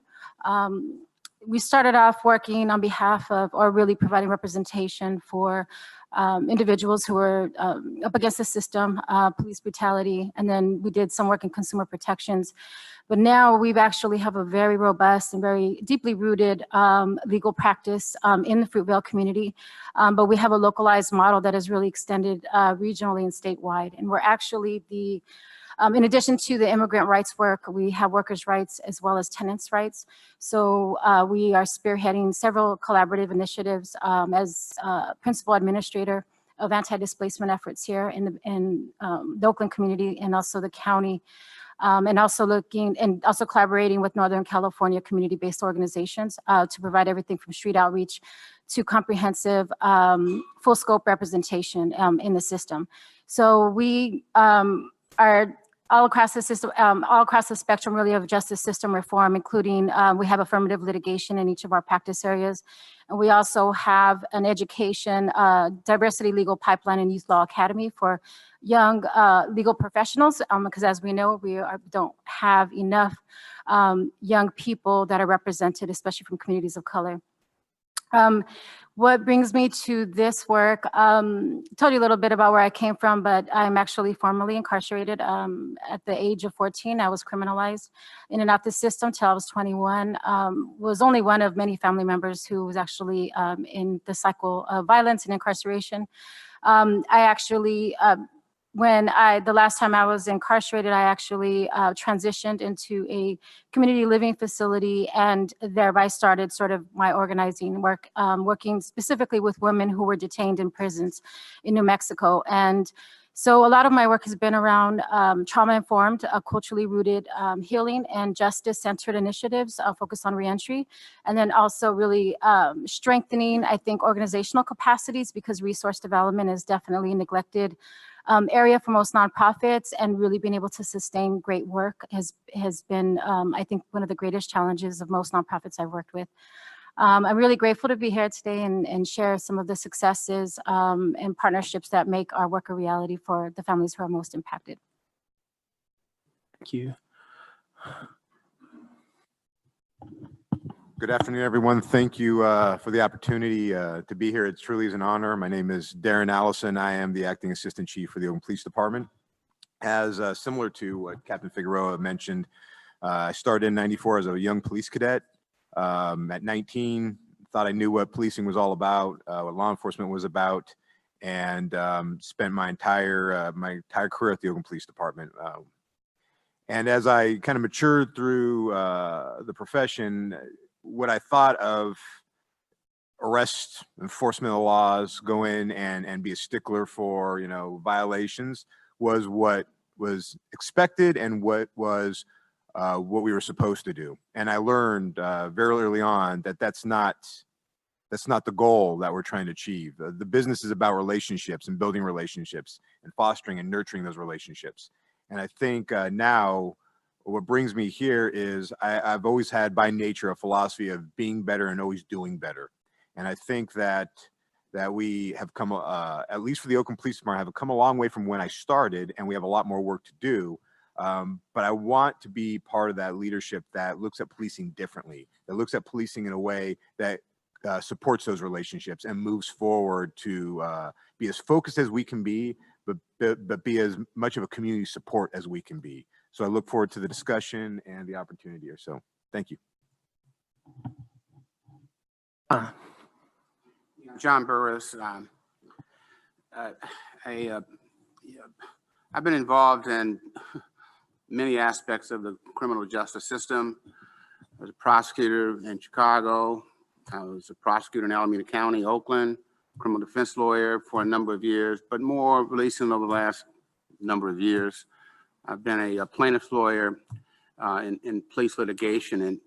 And I find that what's important to me in terms of the work that's part of what we're doing here is that we're really talking about making sure the community feels safe in terms of their interaction with the police.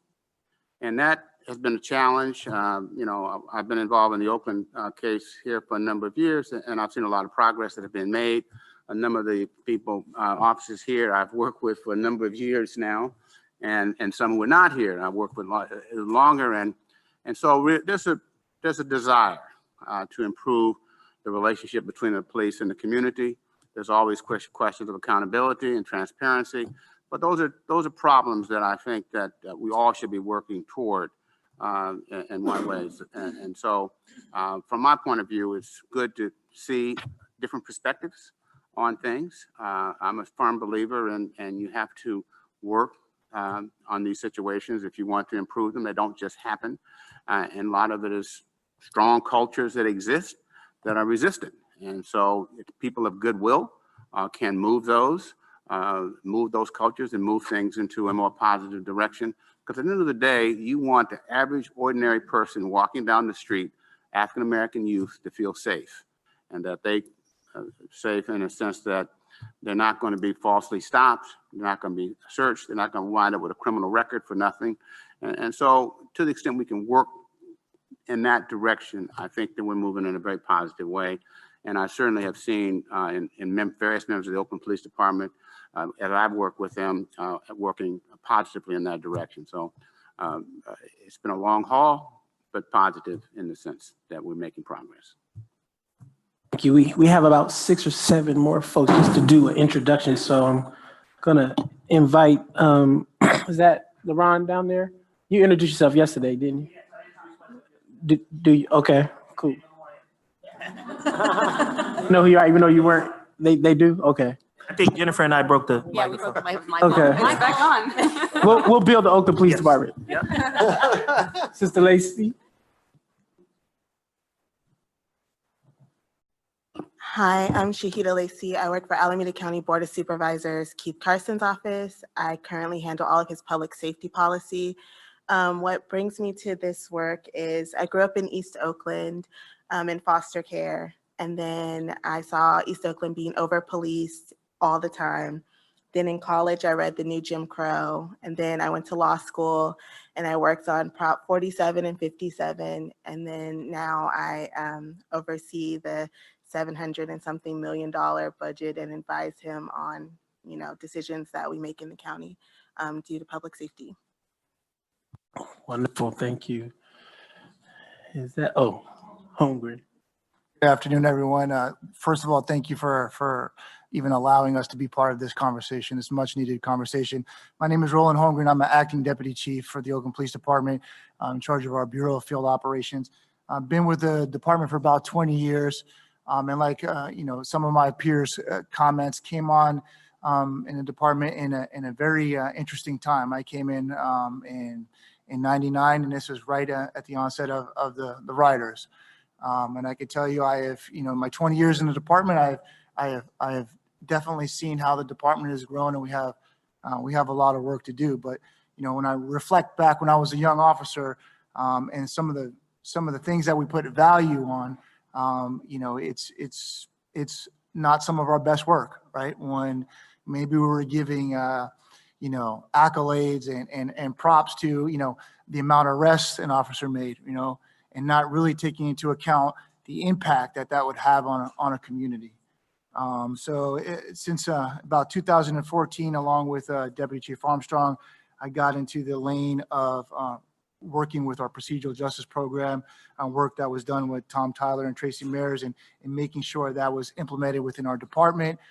We continue on with that process, and then also going up and down the state, making sure that that type of training is not just on a local level, but it runs the gamut statewide.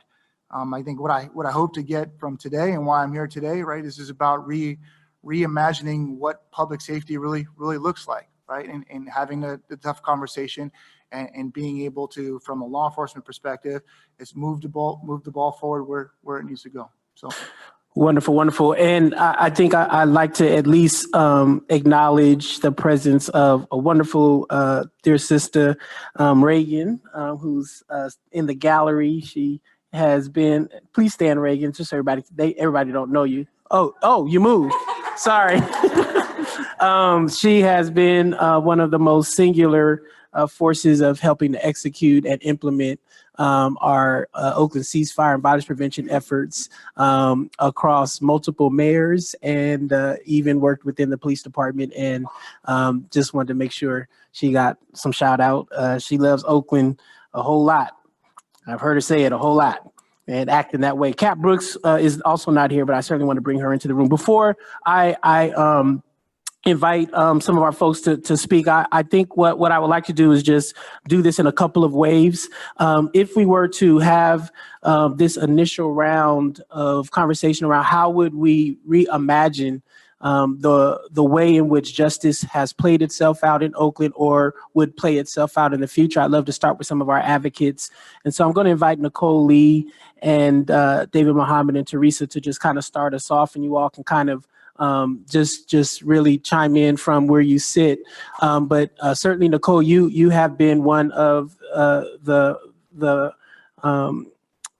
most longstanding organizers, particularly of youth and young people through the urban peace movement, and have led just amazing campaigns of young people to help really accelerate the transformation of the criminal justice system here and even reimagine what safety looks like. And so can you kind of maybe start us off by just kind of giving some of your thoughts around what you and your folks have been working on? And Teresa, I'd love for you to then kind of jump in and bring in the undocumented perspective. And then David, you can kind of wrap it up around the reimagination. Okay, great. Well, the first thing that just jumps to mind, obviously, this is the second time I've been in this room.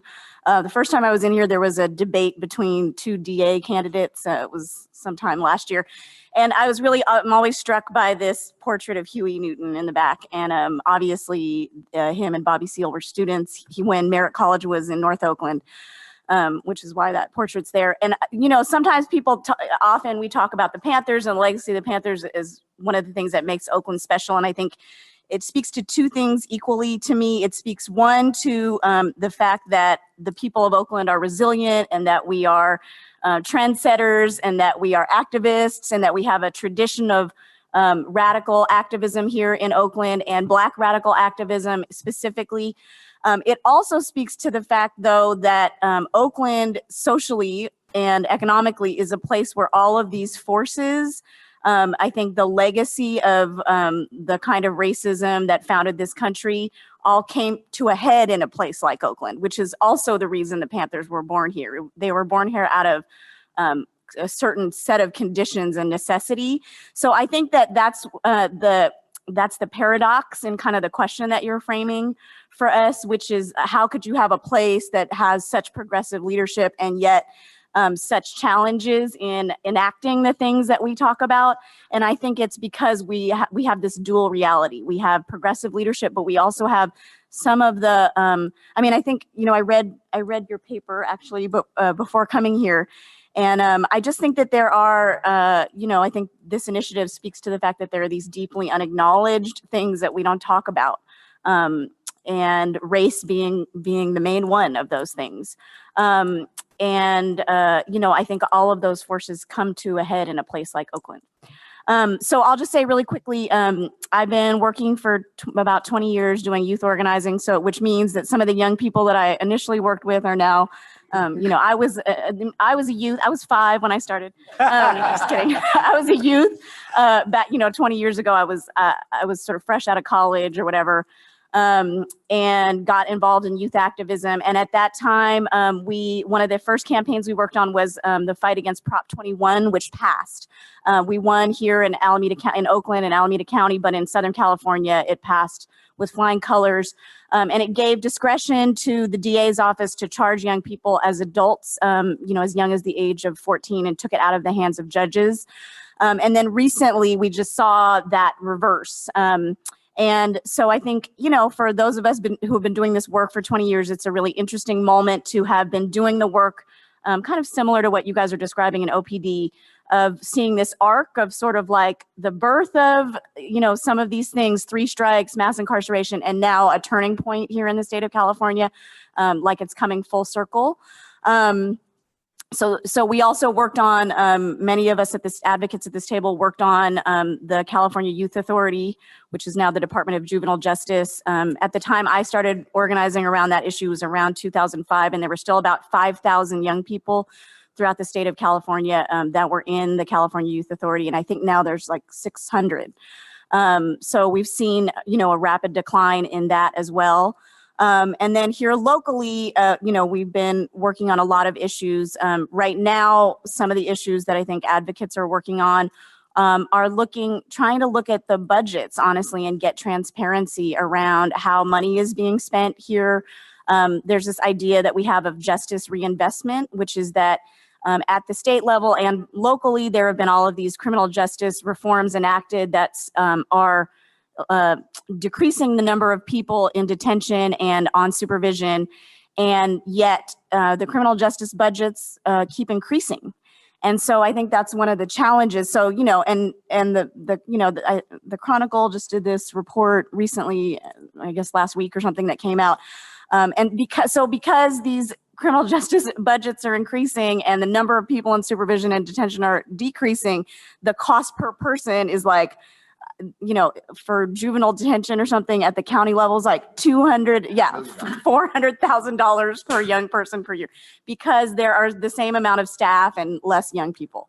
And so that, some supervisors in San Francisco are now saying they're going to close the juvenile hall there because of that. So we're still in this challenge, is that the idea of justice reinvestment is that you divert money out of that system into things that actually create real public safety. And that's not yet happening. And so I think that that's sort of one of the challenges for us, looking really big picture from a kind of stepping back perspective. I think that one of the things actually in the paper that was really compelling to me, that's actually right here on this page, is this idea that in the history of the United States, whose safety were we protecting, and who was viewed as having rights, full rights? And it's not people of color. It's certainly not African-American folks. It's not the young people I work with. So I think that if we go to square one, those are the kinds of questions we have to ask, is like, I think we talk about the work from a social justice perspective as how do you take dollars out of mass incarceration and reinvest them in things that really make our community safe? And I think what we're trying to argue is that the public safety systems in this country were not set up to protect everybody equally. And they certainly don't protect the young people I work with. And so, some of the young men that I've worked with many of them have had gun charges. And I personally, we can have a debate here about, guns or whatever, Second Amendment rights. I personally I'm not like a gun person. I don't believe people should have guns in their houses. But I have to put myself in their shoes, right? And so their systems are not set up to protect them. They go outside. I mean, literally on the weekends, the young people and also peers of mine. I mean, to keep 100, like people that I grew up with who are on the older side, go out on the weekends and people like pull guns on them. That doesn't happen to me on a regular basis. But if it did, I might imagine that maybe I need to have a gun. So I'm just saying, like, for me, it's easier to be like, oh, I don't believe in guns, you know? But I try to put myself in the shoes of the young people I work with.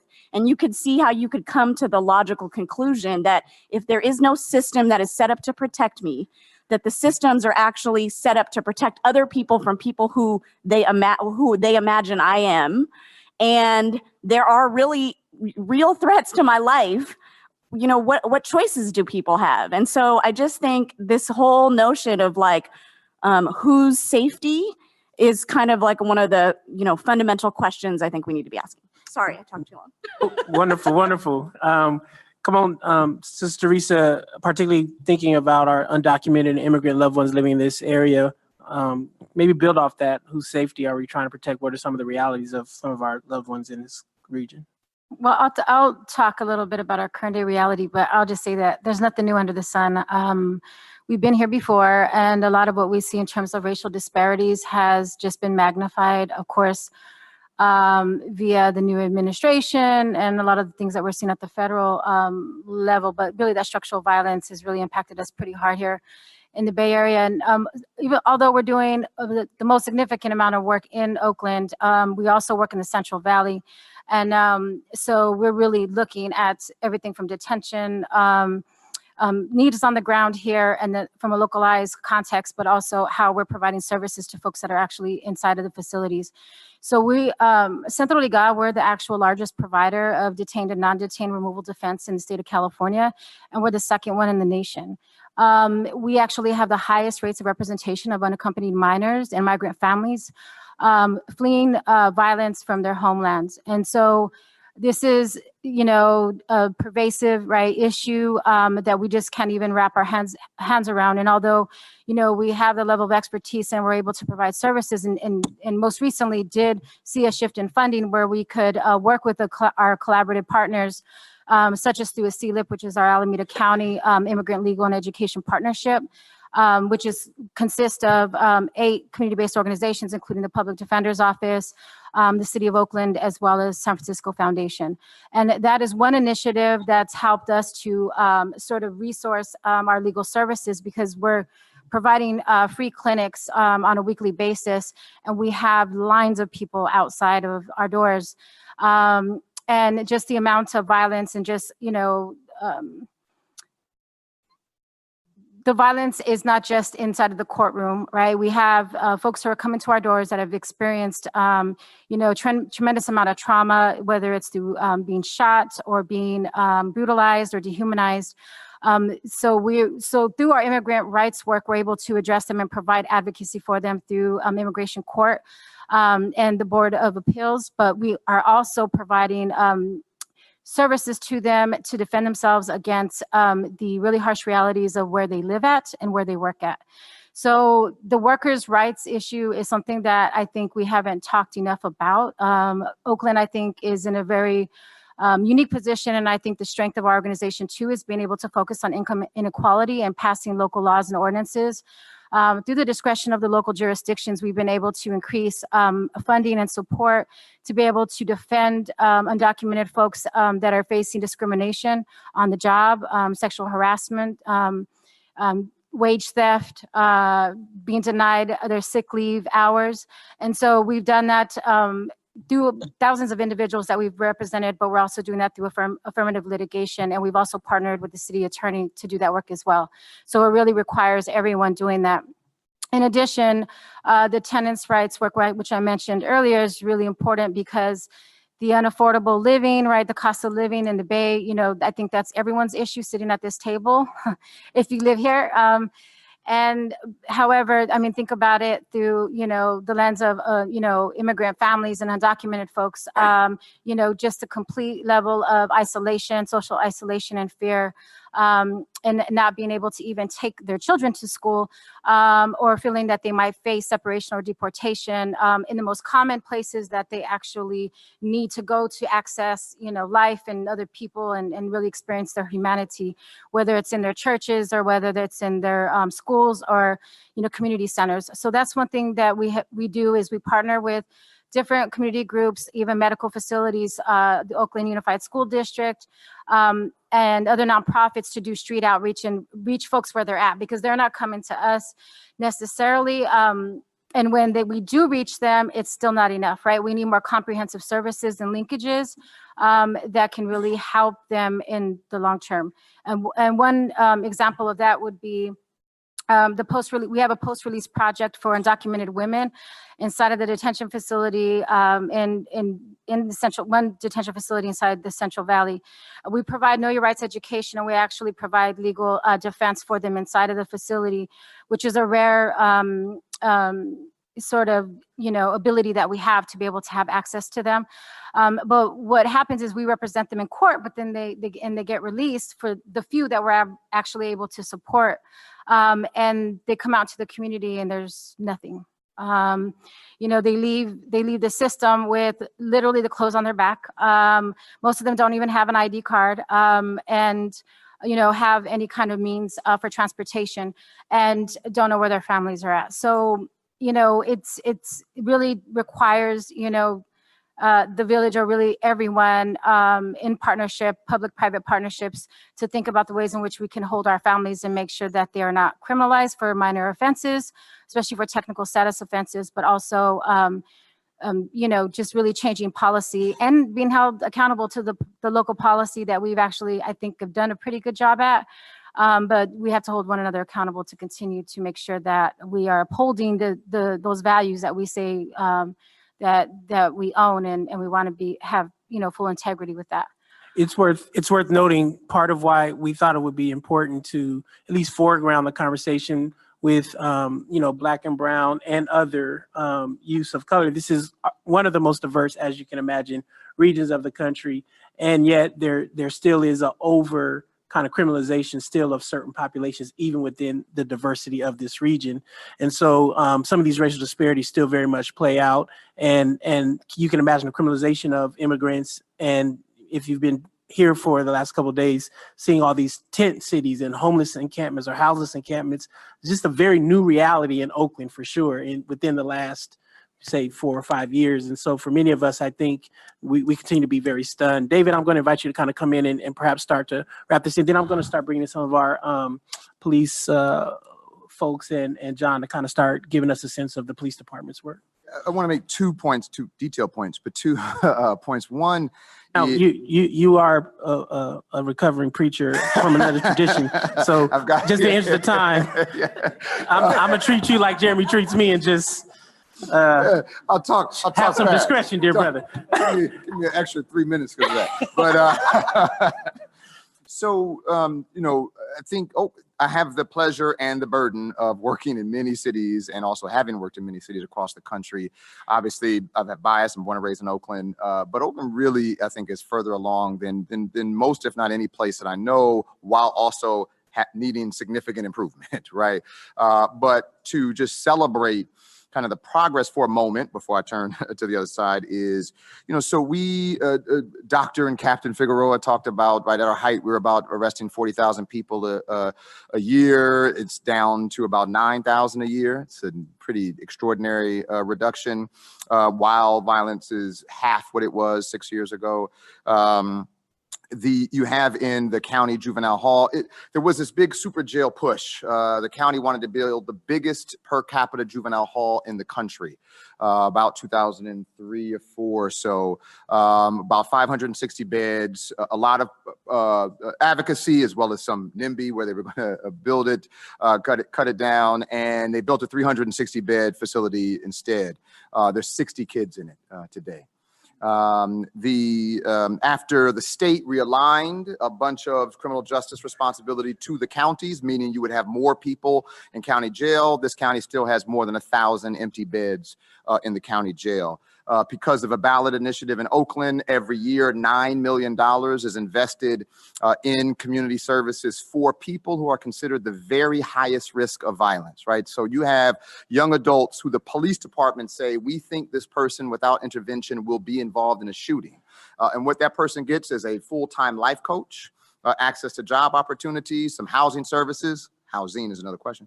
And 350 up to $350 a month in an incentive stipend for up to 18 months, right? And that's just one of the various services funded from this initiative. And so there is a lot of progress in Oakland, yet we still are challenged, right? There's still the disparities in arrest are still incredible, and Attorney Burris could talk about that. Although I understand we did last year make quite a bit of progress. But while we have all of this progress, we still have a lot of work to do. And so I just want to make the second point quickly is when I was the deputy director of the juvenile justice system in Washington, D.C., we did this dot matrix of where all the young people that we had in custody.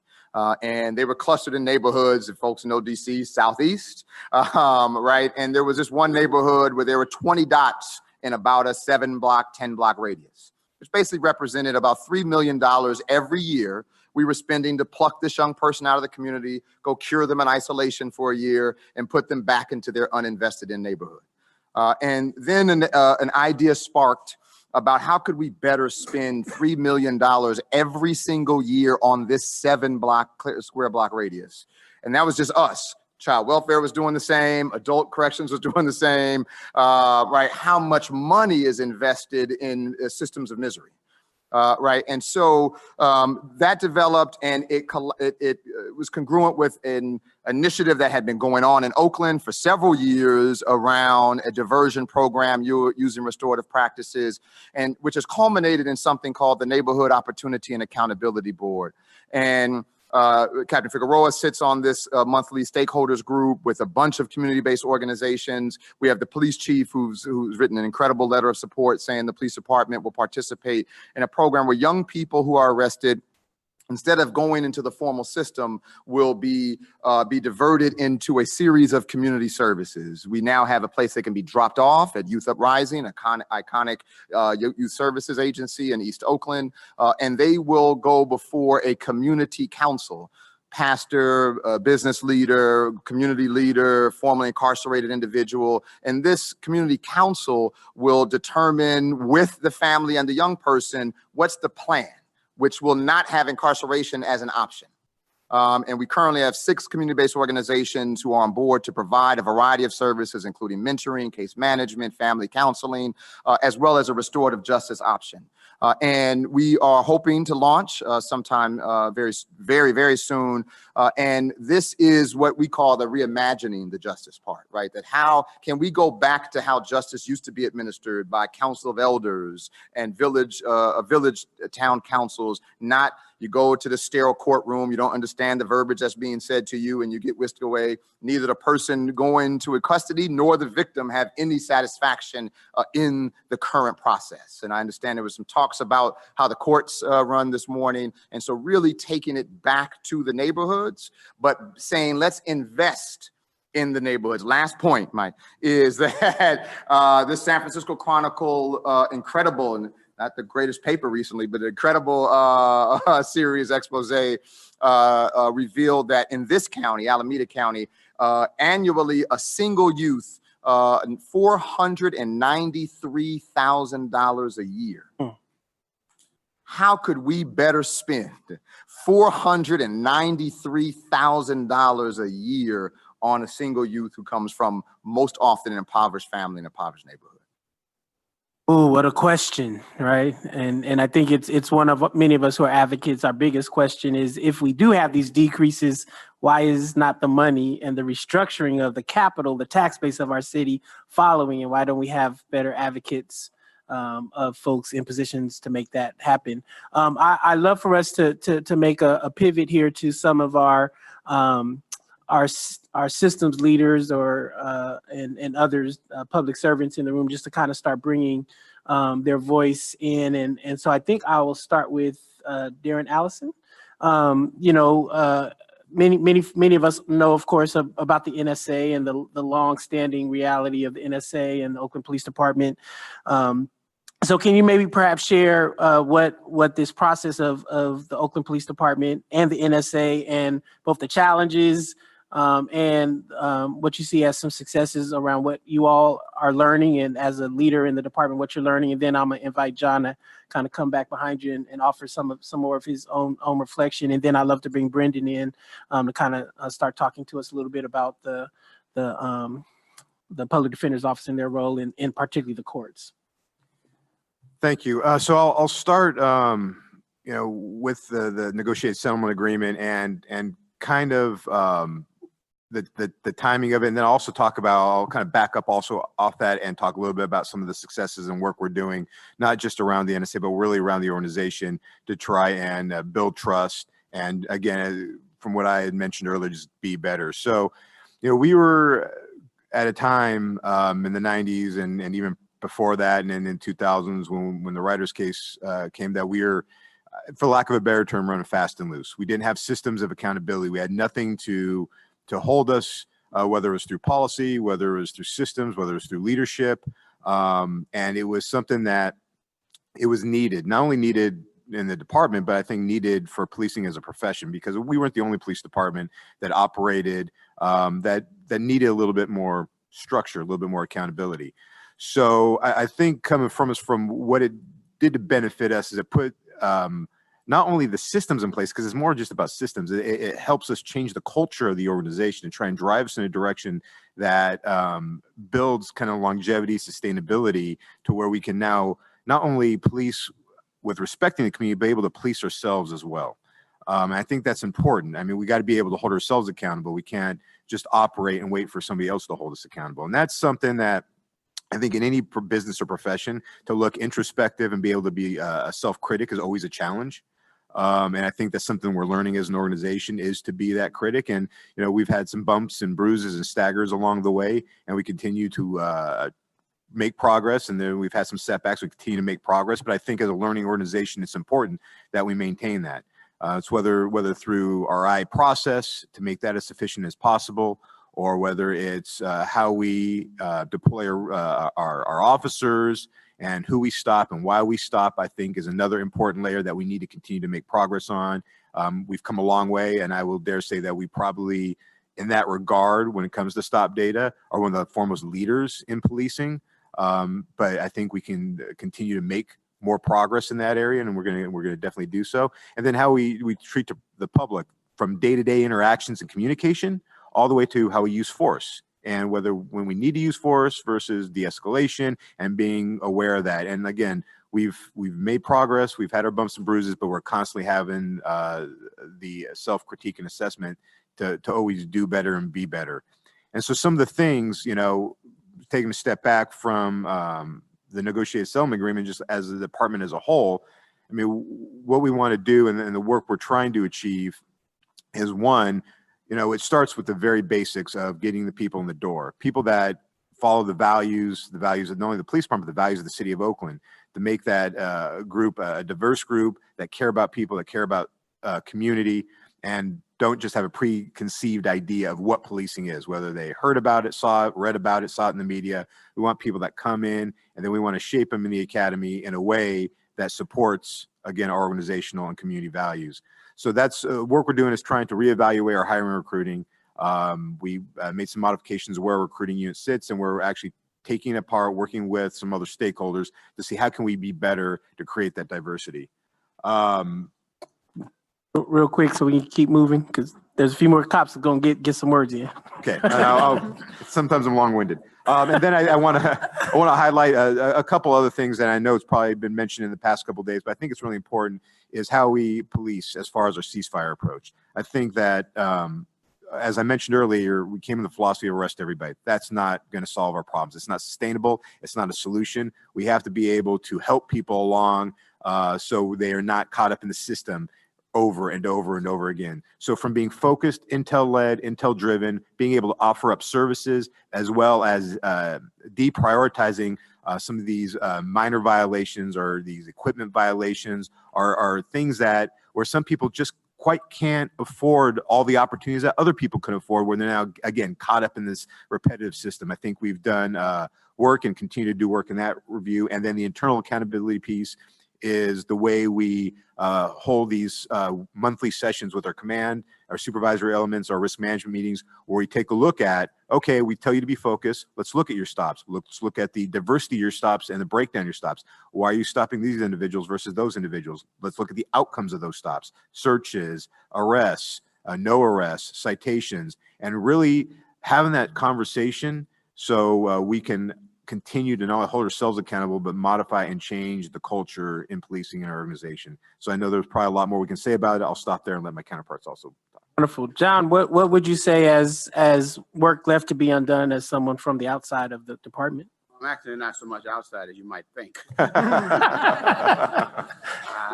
Would they say that? Or? Yeah, I was. Yes, we would say that. Oh, okay. 100%. I started this case before most of these officers were here, right? So, you know, or they were very new officers at the time. I've been involved in OPD lawsuits since early 90s. Okay, and so I've seen all this, the kind of cases that one can have and been involved in them. Let me just say, it's not just Oakland, okay? I've sued everybody around. But I will say that in terms of Oakland, it has been a work in progress, but I'm very much encouraged. I think a lot of what Darren has said has come about through a lot of collective efforts on the part.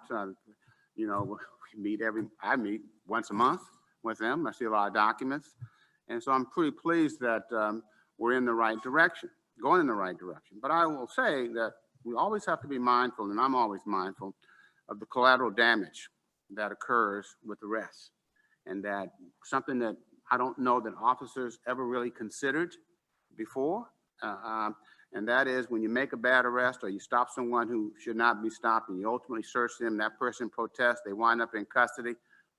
They have to fight their way out of it. They got to pay money. They lose their car. They may lose their job. And they get a criminal record, and that record will affect their lives. And so it's important to get officers to appreciate and understand that when you do arrest someone, that you are having a dramatic impact on their lives. And I don't know that that was a real consideration until we really got into the NSA. I just ask you nuance, maybe just another part of this, because we do have the sheriffs and we do have the BART police, which all have their own kind of pace of reform happening. But perhaps as someone who sits on the advocate side, you know, we rock with people who would, you know, use language like police terror very frequently to the chagrin of some. But knowing that there are multiple police departments operating in this region that may, talk about collateral, you know, impact, bleed over, whether it's accountability or disappointment. Can you just maybe even nuance that a little bit more too? Every department is different, and they have different cultures and how they handle situations. When we did the Oscar Grant case a number of years, that department was more than willing to take a look at itself completely. And they brought in Noble. Some of you may, a lot of officers know Noble, and they did a review of the department. You know, we more recently were in San Francisco and wrote letters and got folks to come into that department, adjust the department. So some departments are more willing for that than others. And so we're always looking to see, because all policing is not in Oakland. You know, and this is a huge area, it's a huge country, and a lot of the issues that we're concerned about may not be happening here, but they did happen here. So to the extent that, and this has happened, say in the case up in Sacramento where I've been involved in, I took some of the principles that we've learned here in Oakland and caused it to be implemented in Sacramento. I'm always looking to see how that is there, because at the end of the day, we want people to be treated right. All I can say in terms of, at the end, a lot of progress has been made in Oakland. It's always a question of sustainability, as I told them, and I've always said, look, I'm not here 10 years from now. And what does this look like 10 years from now? When all you guys are here and all you women who are in this department now, have you left a legacy that says that the people 10 years from now can march along your way and understand that you put a footprint in place to follow? That's the important thing. So when I look at OPD and the people that we're involved in, what kind of footprints are they setting? And I'm there to look, because I'm helping, you know, like it or not, I'm here. And so good work can be done if there's a goodwill to do it. Now, some departments are not as willing, But Oakland, now it doesn't hurt that we got a lawsuit. Having a lawsuit helps. Pastor Mike, can you ask him to briefly describe the NSA? People don't know. Having a lawsuit helps. So, Okay. In as brief as someone can, who wants to just maybe describe the NSA, or are folks familiar with the NSA around the table, or? Obviously, I can describe it because I was involved in it. This happened, God, the case started really like in December of 2000.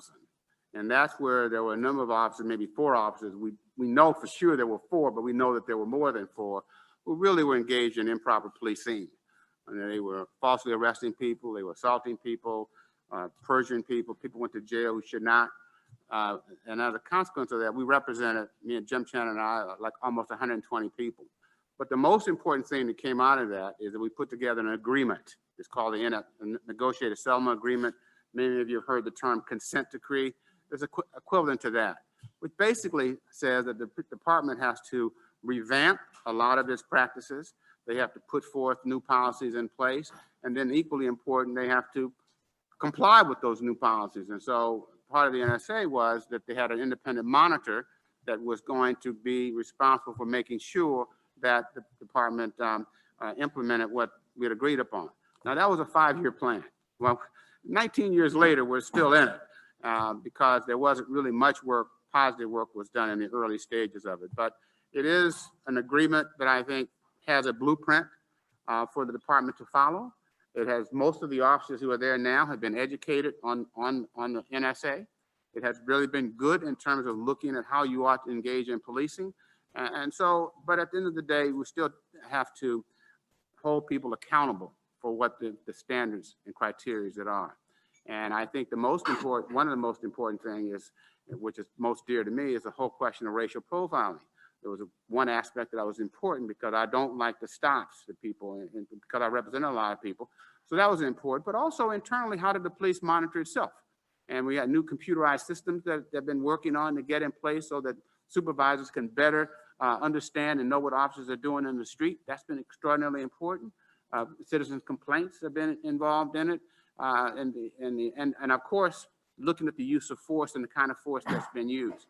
I believe that we don't have as many deadly shootings as we used to have. You can always have something, but not as many.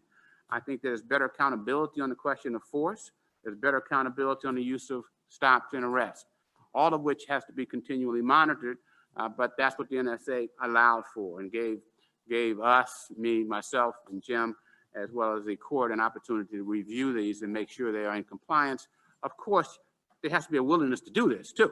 If not, then it can't be done. You can beat someone over the head to make them do it, and they will begrudgingly do it. But when you leave, it will stop. Yeah, and I think if we had some of our advocates here, they would still hone in on this NSA as a huge blemish, right, on our inability to have our policing department come under from that consent decree. I want to bring Brendan and Shahida in, perhaps just to kind of start bringing a little bit of the county narrative and conversation in. Brendan, we have been talking about particularly courts, the punitive excess in courts, and so if you can, help elevate some of the work, even most recently that has even made some headlines around the ways in which sheriffs and others have been abusing some of their power, but how your role in the office that you lead perhaps can actually help us reimagine justice from the inside out. Sure. And I'm going to go back a little bit. This conversation is actually fascinating to me because I started as a public defender with the Office 96. So I was around when there's a different type of policing. I was around when they were sending people with possession of crack and sales to prison at a clip, like rapidly. If you had one sales and got a new sales, you were going to prison. It wasn't a second question. You were being sent to prison. And that's the way the courts ran. And I just remember being around narcotics and crack. And I remember Officer Vasquez, the one who fled, having won a case. And I was arguing a motion in front of a judge, and the judge, I had some great arguments with regards to why he may have been lying, and then the judge granted my motion. I was like, what? Because that never happens when the judge actually agrees with you. and you're right, counsel. And at that point in time, it was before they'd come out and that they'd been arrested and the charges were filed. So at that point, I thought, well, there has to be something more going on because the judge would never have agreed with me with regards to my argument, meaning these officers are lying. And we have come a long way. But there is a context which I have to talk about, which you've mentioned, this historical pain that's still there. I remember being a young PD after getting a case dismissed with an officer who I accused of lying on the stand. That officer, when I was walking the court, pulled his patrol car in front of me, like, Woods, I wasn't lying. We have an issue. I'm like, no, you, and we had words, but on the inside, I was scared out of my mind. Okay, yeah, I was I was wondering what is going to happen to me. And if he does this to me as an attorney, what does he do to my clients? And so I always frame this conversation about resources and priorities. And within that, there's this over layering arch or system of racism that exists. So David, you talked about great stats, and some of these things that you talked about were amazing. We've gone from a juvenile hall that was 300 and something population to 61 kids. But when you look at that, 60% of the kids are Black, right? When you think about the amount of people who are on probation or parole, probation out of Oakland, juvenile is 42%. 48% of those kids are Black, right? Probation population in Oakland's 40%. 47% are Black. So we still have this racist system that exists. And if we don't talk about that and address that, then we're not going to go anywhere. So I always talk about re-envisioning and reimagining. I have this pipe dream, this real dream, that if you were able to inverse things, for example, Santa Rita jail's over 50% Black, right? And Alameda County is 12% Black. If you flip that around and made the jail 12% Black, people would care a lot more about criminal justice reform, okay? If you started locking, for lack of a better word, white people up like that, Yeah. it would change. And so with the work I'm doing, I see, unfortunately, my work as being like an ER doctor. We get people when they're damaged and they're in trouble. We are like ER doctors without an emergency room and without the tools, okay? That's the way it feels. And we talk about resources and priorities. Resources in Alameda County, even though we are a liberal county, we are a liberal part of the state, our resources are heavily for law enforcement, prosecution, policing, and incarceration. They are. So, and you've seen their articles recently with regards to the sheriff's budget and Nancy Skinner attacking that. The budget's huge, it's $300 million. OPD budget's over $200 million, right? We get probation budget, $100 million. We've got the DA's budget in the $70 million. The public defender budget, I think we are the ones who are actually fighting against mass incarceration, is around $40 million. So it's about priorities and resources. And how do you spend them? Just to close it out, we've added a lot of resources to my office with regards to doing things differently. We've added social workers. We have the first immigration removal defense team, thank you, in the public defender's office in California. We're actually going to immigration court and defending our clients. We started with 1, now we're up to 4 attorneys doing that. We added social workers to our practice. Imagine that, social workers in a criminal defense practice. But we only have 4, and with regards to the work they're doing, they send mitigation packages to the court and give them alternatives to incarceration. The court accepts about 84% of our plans, and 84% of the people who go through that program don't recidivate. 84%. So I'll close it out. There's different ways to be doing the work we're doing, and it's all about our priorities, where we spend them, and really recognizing and calling out the racist structure that exists. Shahida, I'd love to bring you in because you have been serving out of Supervisor Keith Carson's office, primarily as their public safety associate.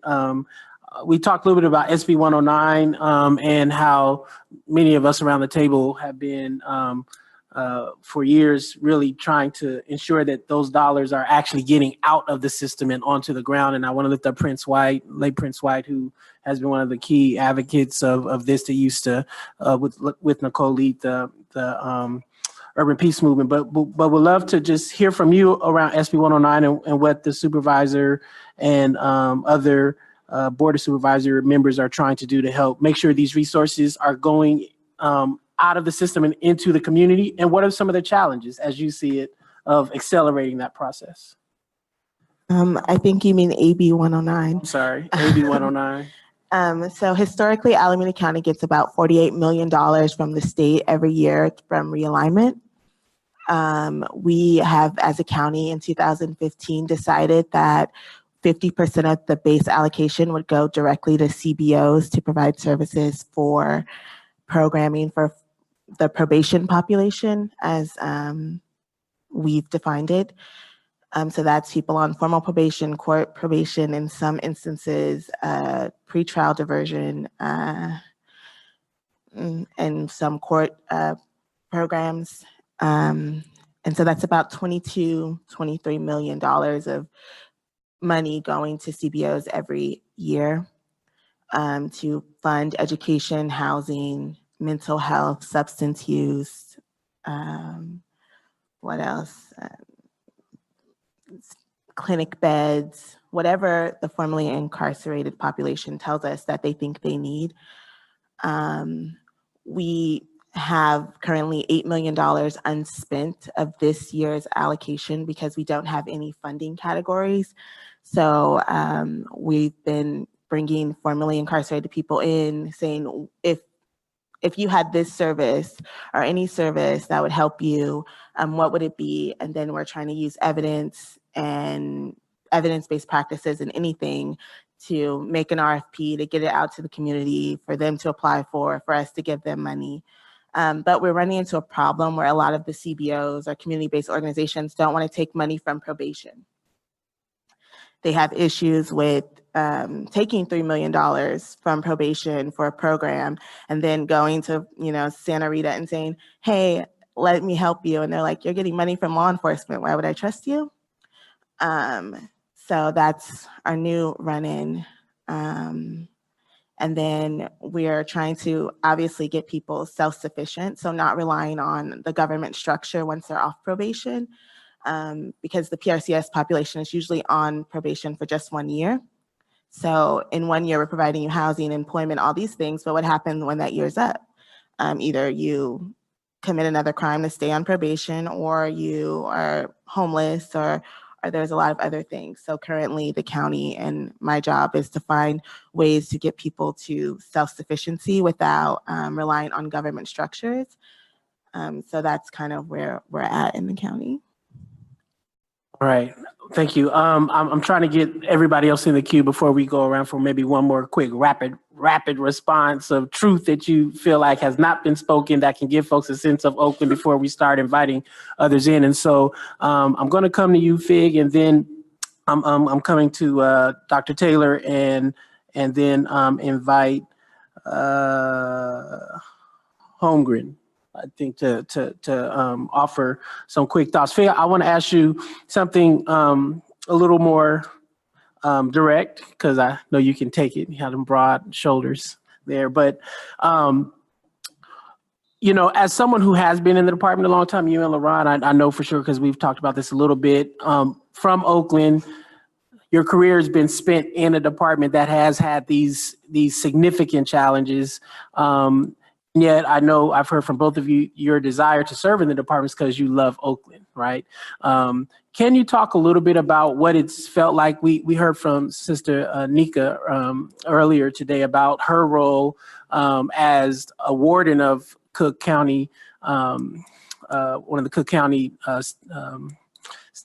incarceration systems, of just the struggle of having to serve in a system knowing that it is still causing harm. As an Oaklander, I'm just curious to hear a little bit from you what your journey has been. And even as we have done this work with Ceasefire, myself, Reagan, and David and others, how have we tried to ensure that we are measuring safety beyond just crime data? Like, what are the other ways that we're trying to help change the conversation of public safety beyond policing, beyond just these numbers? I don't know if you can speak to any of those things. Yeah. So that was a 3-minute question. I don't know I can give a 3-minute answer to you. So that's my pushback. All right. No, it's that I will say the tough part has been, I see the sacrifice that happens every day by these peace officers, right? And the vast majority of calls, they're going to help people.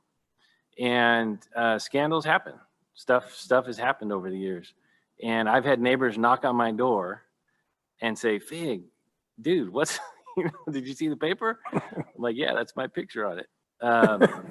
And I'm like, and they're like, well, obviously I have a conversation with them, but But at the same time, you know, it's hard because you got these things happen, and we worked hard on bringing procedural justice here, and I worked on it when it wasn't popular. So the early Tom Tyler, early 2000 stuff, and now to see where it's at is how I can do it, right? I mean, procedural justice is front and center. Two of the best instructors in the country, in my opinion, Chief Armstrong, Chief Holmgren, to see them grab a hold of it, and what I was interested in the early 2000s when it was coming out. By the way, a lot of that research was done here in Oakland by Tom Tyler when he was teaching at Berkeley. So that's how I can do it, right? And the scandals are going to happen. They're never going to stop. I think I've come to that realization. Bad stuff's going to happen, and we just have to figure out how to keep the work going. What gets me up in the morning is knowing that we're not sending 5 teams of cops across the city, of which I was one, to arrest as many people. I mean, right?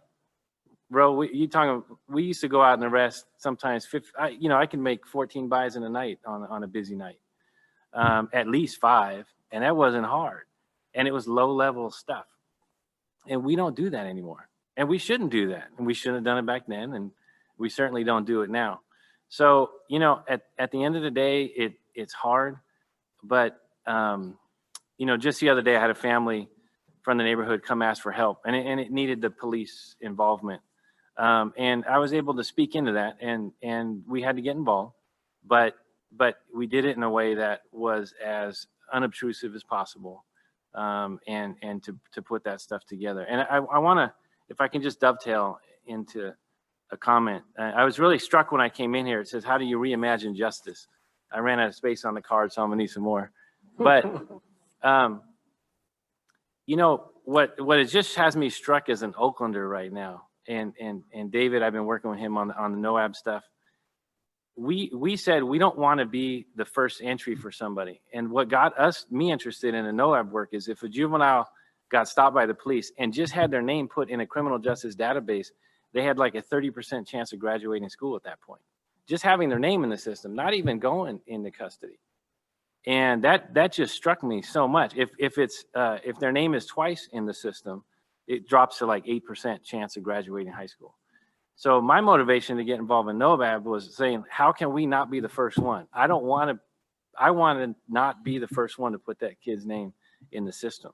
And that's really what is trying to happen. And so what I wrote is on this card is 911 24-hour call centers can't just be staffed by the police only. Otherwise, services will be too late and always lag behind. So what I know what I want to do with that $495,000 you were saying, because being a cop and being in Oakland, we get the calls from 5 p.m. to 7 a.m. when the businesses are closed and services are closed. Our officers have to go there and make a decision about that. And when I was a rookie cop, I promise I'll be short. You can tell I'm passionate about this, though, and I appreciate it. When I was a rookie cop, a couple years on, I stopped a 13-year-old girl, open wounds. I'd never seen a boil in my life. I'd never seen what that looked like. 2 a.m, halter top, shortest skirt I've ever seen, 13 years old. Of course, I get medical attention, take her to Children's Hospital. And the doctor was like, okay, she's clear for incarceration. And the officers here know that you got to get something. And she was a runaway and had a number of status violation kind of things. And I said, no, no, she's not fit. I've never seen that before. And I've spent my whole life here walking up and down East 14th, International Boulevard for the newer ones to Oakland. And I was just crushed. So the doctor, we sat down, I called CPS, and we worked it out, and she actually got admitted. But it took me like 5 hours to do that. And that's not always going to happen. Now, fortunately, that's actually an area that we have grown in a lot throughout the county, is services will respond to the field for victims of human trafficking. Obviously, that's clearly what she was. But that same scenario has happened across all sectors of services. And so we have to reimagine. We're a 911 based culture. We get 2,400 calls a day on a slow day at OPD. So we have got to reimagine how, otherwise the system of getting people into the system, we're going to be the first ones to put their name in the system. If someone else isn't there to help us not be that first one to put their name in the system. I could go on, but I'm going to ask for an amen and stop. All right. Oversight. Dr. Taylor, I'd love for you to perhaps just chime in a little bit on this question of oversight. I think, again, if some of our other advocates were here, they would have a lot to say about the role of oversight in helping to reimagine justice, but I'll at least allow you an opportunity to kind of speak on that, particularly in San Francisco.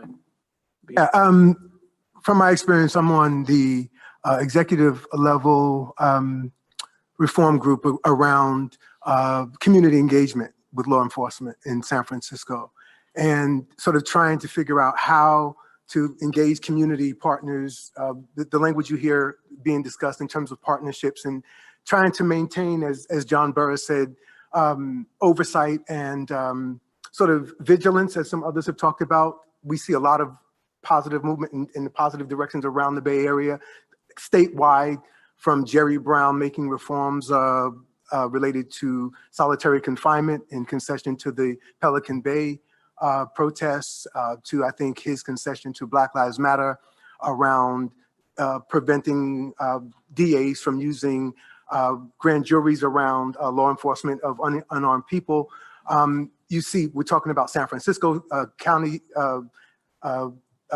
juvenile justice system shutting down. There's talk here, Alameda is sort of facing some of the same things. So there's a lot of positive direction. You know, as a student of history, as a student of Black politics of the state of California and in general, when I listened to Ms. Lee as she was talking in general, sort of just painting this overview and all of these systems, all of these networks, trying to maintain oversight and keep them keep the integrity. For example, in San Francisco, as we were addressing all of these issues, Jeff Sessions made a decision that just took the rug right out from under the entire process, as he, on the way out the door, made sure that he, disallowed or just reneged on consent decrees and sent a message to law enforcement nationally: go back to the status quo if you want to. And so maintaining that kind of vigilance, and already over in San Francisco, I don't want to offend anybody there, but already there was almost a welcoming of Jeff Sessions' attitude that sort of said, okay, we don't have to go through all of this reform stuff, and we can go back to our old systems. And so that's the problem, I think, is sort of how to stay connected, how to maintain continuity, how to maintain connections with people, because as John Burr said, all of us will retire out or move on one way or another, and there'll be new generations of young people coming in, and what kinds of systems can you put in place that are transportable across time, that they can pick up and not have to keep reinventing the wheel. And so that's what I would say. The one thing I want to get in before you do the round robin about big issues, so I'm finished with your question. I'm just getting mine in real quick. As I listened to Mr. Muhammad, Director Muhammad, talk about what would you do with $500,000 per young person? And when I think about, as a student, again, I'm reading Professor Muhammad's book. I've used his book, The Condemnation of Blackness, about 4 times at the University of San Francisco. I teach classes of race, equality, and the law, public policy, punishment. And when you read the book, there's a picture of 2 Black men, 1 criminal, 1 middle-class gentleman, a white criminal, and a white middle-class gentleman. And underneath both, it says the white man who's middle class is not responsible for what the white criminal does, but the Black gentleman is responsible for what the Black criminal does. And if you look at the Berkeley Media Studies group that was done over in Berkeley in the 1990s, they did, I think, 3 parts to it. They were able to show that national media in the 1990s, as crime went down exponentially every year in the 1990s, drug-related offenses and media reportage was up 500%, presenting a picture of youth violence and Black criminality that was absolutely on a different trend. And when you really begin to think about, I think, you talk about imagining a new reality, for me, I'm listening to this reparations debate. And that's where I want to go. It's like a lot of policy heads here, a lot of law enforcement lawyers. You know, you're not going to have this conversation with anybody else. So I'm going to bring it in here now, where you are, where thought leaders are, because who else is going to talk to you about reparations today or will you even think about it in relationship to law enforcement? But what issue now more than any are people debating as it relates to African Americans in the national discourse in politics, from Bernie Sanders to Christine Kilbride to Kamala Harris to Cory Booker? All of them have gone on the record for this policy issue that has been brought back to life by Ta-Nehisi Coates' research brought out, right? And Obama somehow avoided the whole conversation, still somehow miraculously has not talked about reparations. My point is this. When you talk about reimagining, you're talking about $500,000. I asked my students one time, what if John Burris, who's one of the great minds of law over at Berkeley, said after Trayvon Martin verdict that the American government built a society, put black and white in it, of course Native Americans and the Azteca people, the Mesoamerican people, put them together and chose sides. Right? And I asked my students in my class at San Francisco, what if the American government put all of the money and wealth and income that it uses against keeping black people down? What if it took all of the billions and turned it to their development? Because for me, the whole issue of integration and urbanization and black community is a question of underdevelopment and development. How the American state has willfully underdeveloped the black presence in America. And I think that's part of what Professor Muhammad's book is trying to get at in the notion of the condemnation of blackness. So you want to talk about law enforcement reform, we can talk about it in the wonkish ways that data and metrics and other things inform us. But at some point, we can keep on running around like a gerbil in circles and getting nowhere, or we can come to what even William Julius Wilson in 2010, who if you know his research at Harvard, came around in a book called More Than Just Race and concedes. At this point, he had been arguing class, class, class. Everyone's saying Wilson class.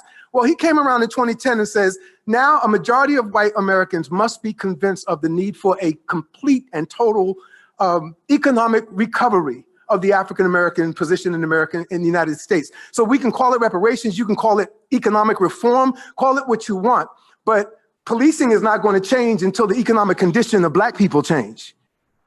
Yeah. That's the bottom line. Because part of what is in play is that policing relates more to the poor than to the non-poor in society. And if you have certain groups that are disproportionately in that group, and then add race, and then add, as the papers does, gender and the urbanization of gender, or the genderization of the urban spaces, you end up with a real quagmire. So if you're talking, if we just want to sort of make ourselves feel good in this amazing circle of amazing people, and I do feel good in this circle. Don't get me, I did not know I was walking into the United Nations today. I've been here 4 times in these panels, and I was like, I told Coach Dixon, who's the person responsible for me here in the red jacket, and I'm like, damn, I didn't know the United Nations was breaking out today. But I just say humbly, I think we got to think about reparations. How does law enforcement relate to reparations? That's the question I want to ask. Even if you don't agree with the policy at all, it is out there being discussed across the board. And if it were ever to come true, why do people reduce it to checks and ghetto stereotypes of what people are going to do with their money when we need to be talking at a much higher level of what would reparations mean about the relationship of Black America to law enforcement? That's the biggest question of reparations for me, because that is in need of repair more than anything right now, aside from the economic question. So again, I'm not the most articulate brother in the world on these issues, but I would imagine that we need to begin to think about reparations and law enforcement phenomena as it relates to the monies, the budgets, the spending from the state position, from the county position, all of the money being used to keep people in a position or to reform them or give them access to reentry. What if we just gave it all at once?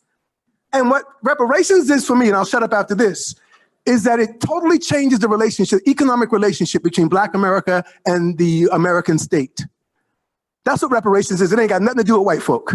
Reparations is about changing the economic relationship between Black America and the United States of America. And I think the young man on the TV show, what's his name, the young brother from South Africa? Trevor Noah talked about this recently. I don't know if anybody saw his discussion of this very issue, but again, for those of you in law enforcement, what if the Black community wasn't under certain zip code areas and were in a different kind of, would they then have a different experience with law enforcement if they are more middle class across the board and less represented in what we know too well as the so-called underclass? Dr. James Taylor, you are a preacher and a professor. Yes, sir. Yes. Yes, sir. Yes, sir. So I don't know if Deputy Chief Holmgren would like to offer any kind of response to either that or what you have heard, but or you could tag team one of your colleagues. I don't know if Brother Allison or LaRon, you still there, LaRon? I've been sitting here for the last 3 minutes going, oh my Lord. Oh my Lord. I just think, I think from a law enforcement perspective, right, I think what we could do, right, is to continue to push for our officers to have the understandings of our communities, right? I think once we have that opportunity, right, to sprinkle that seed in there, to cultivate that understanding, then it allows for that pressure release.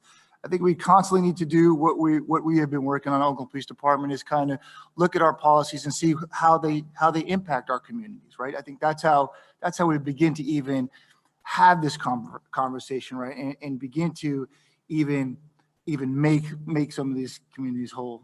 You know, I can't. I mean that was unbelievable. Right? Yes. I'm still starstruck. So can I say, Dr. Taylor and I know each other very well. Good to see you. But I will say, growing up in a neighborhood like I grew up in subsidized housing, and obviously seeing young men of color, Black men that look like me that I grew up with, right? We didn't have money, and so I had a group of 5 to 10 friends. All of us had lived in single families. None of us had dads, and so you wanted to buy the things that you've seen on TV. You wanted to have the shoes that the athletes had, right? You wanted to get the latest Run DMC album, right? That was much needed at that time, right? In the late 80s, right? But the idea was how do you get the money to afford that, right? What do you do? I have limited options, right? It's a crack generation. I see guys on the corner. They are making a bunch of money, right? They are wearing the nicest clothes, and so as a 13-year-old, it is a very difficult decision for a young 13 or 12-year-old to make, right? Like, what do I do, right?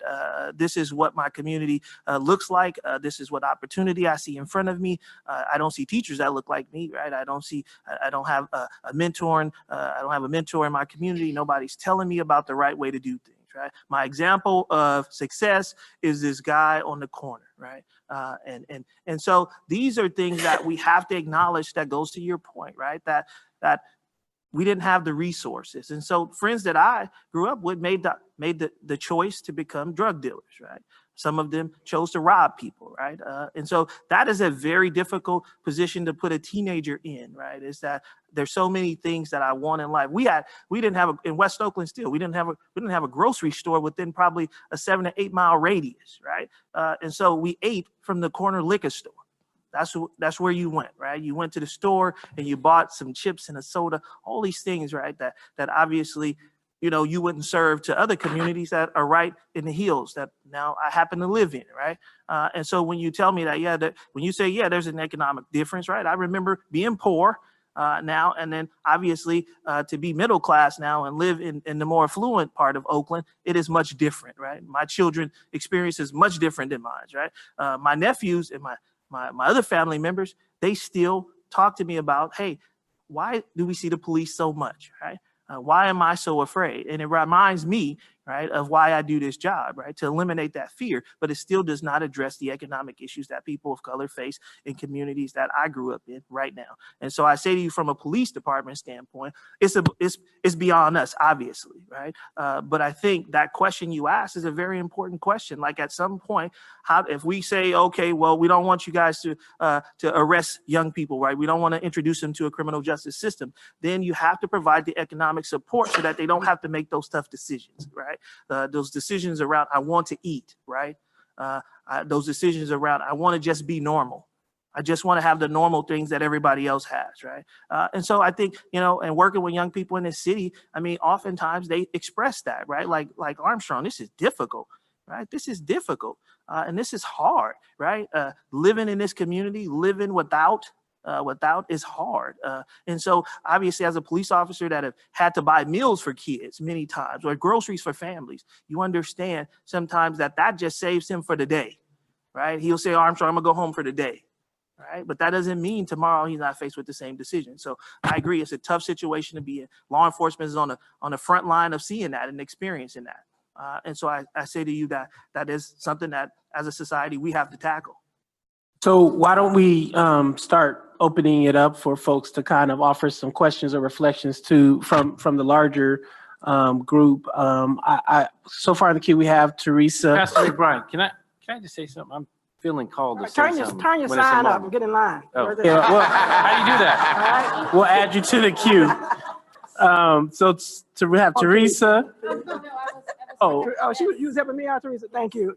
I got Hi, you. Mike. Thank you for acknowledging me. I just wanted to bring it back a little bit to the classroom and talk about what I'm trying to do here at Merritt College in terms of promoting the new breed of policing for this community and other communities that our students will be going into.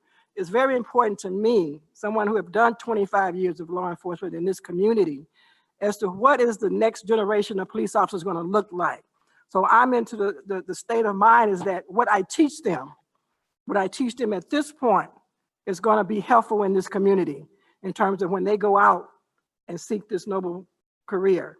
So again, the education is going to be important. And I think that's one of the things that some of our young people are lacking right now is the knowledge. What are their rights? Okay. What are we going to do when these officers here exit out the door? Are we going to I'm not saying that you guys are bad, but I'm just saying, are we going to have some of the same type of police officers that we have today that are out there terrorizing communities? Okay. Not trusting and the community not trusting? Are we going to have folks from this community who want to work in this community and serve? We need to look at that. But what I need from you is be willing to now mentor some of these young people that want to go into law enforcement. All right, you can mentor them so they don't make some of the mistakes that other folks have made. We're looking at a new trained police officer from this community that want to police this community. And that's going to take work. As we look at the initiative from the mayor, Grow Your Own, right now we can't even get them to the table. Folks don't want to be police officers. But what we do know is we need folks who want to work in this community and serve this community. So again, that's from the classroom perspective. All right, why don't we go to Teresa and then Nicole, then I see Fig, and then I see Deanna. And then David. Teresa. Actually didn't have mine up. It was Oh, for okay. her, but I'll say just something real quick. Oh. So Proposition 13, I think we need to go back and talk about property rights, critical race theory, and how the police apparatus began. I think that we don't know our history. That's all I'm going to say. I'm going to pass it on. Thank you, Nicole. Okay, I'm going to say something that's not going to be popular at this table. Oh, okay. My bad. I'm so sorry. No, it's okay. It's you. So we'll get both Nicole. Okay. Which Nicole want to go first? Nicole one and then two. Sorry, two Nicole. Go ahead. You were good though. You're another Nicole, another sister of Nicole. Say the unpopular thing and then she'll come behind you. So I just wanted to say that I think we have to get past the conversation just about community relations with police. I think that's certainly important, and that is something that obviously needs to be improved. But I also think it's the question of the system of policing and the history of the system of policing in the United States, which I think is a square one conversation. And I just think that there are the roots of policing. And I actually think I learned this from somebody who learned this from Chief Batts, actually. So if you look at the history of Oakland, right, the modern history of Oakland, African Americans came here in the 1940s during the Great Migration, and because there was Jim Crow in the South, it was a very brutal system, but also there was an economic decline in the South because the economy was changing. So people came here because the war economy was booming. And at that time on the West Coast, police forces also recruited. It wasn't just African Americans that were suffering in a harsh economic climate in the South at the time. It was also working class white people. And those working class white people, many of whom were parts of organizations like the KKK. And, we just know those dynamics, right? And so that's who the West Coast police departments recruited From the South. police officers from the South, who, many of whom were affiliated with organizations like the KKK, who made up, the police forces of Oakland, San Francisco, Los Angeles, Long Beach, places like that. And so I think that there is a history, there's a history of enforcement of things like Jim Crow and the Black Codes. And there's a legacy of that in policing in the United States. And so I think it's a question about, Kat Brooks isn't here, and I feel like she would say that we just need less police and more other things. And so if we're talking about real safety in our communities. Wonderful, Nicole. I'm the other Nicole. No, it's okay. So I am coming from, studying Chicago. And so when you study policing in Chicago, I feel exhausted. So the fact that the law enforcement represented here have such a progressive view, a different vision of policing that is so different from what I study.